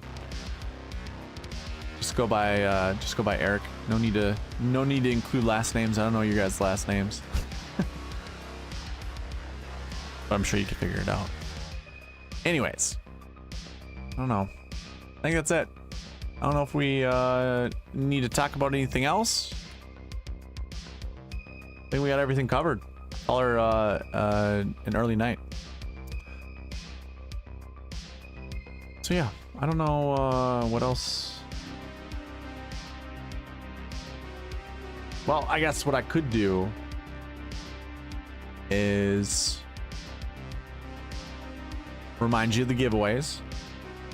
If you're subscribed to this channel and you go comment on all of the videos that I have out for the week, I'll cut this video that I just did into other smaller segments. And if you go comment on those all count as one entry into the weekly as well as the monthly giveaway that you see on the screen. So the weekly is worth $5. Good night, Poppy. The weekly is I give away $5. That's usually every Monday night. Obviously it's Tuesday night tonight. Couldn't get out a video yesterday, but if you want, a chance to win, just gotta be subscribed and participate on the channel. Also, I have a Prize Picks. If you are not signed up on Prize Picks, you can use the promo code SweetSpot, put $20 in your account, and you'll get $20 back from me. The cherry on top here is Prize Picks will match your deposit. So if you do the $20 and you get it back from me, that means you get to play it for free and you'll have $40 in your account instead of $20. But they will match your deposit up to $100. So you can go ahead and put $100 in your account. That way you can get the maximum deposit match, but you're also getting $20 back from me. So I mean, it'll cost you $80 to get to 200, so you'll get an additional $120, but it still costs you $80. Or you can just play for free, have 40 in your account.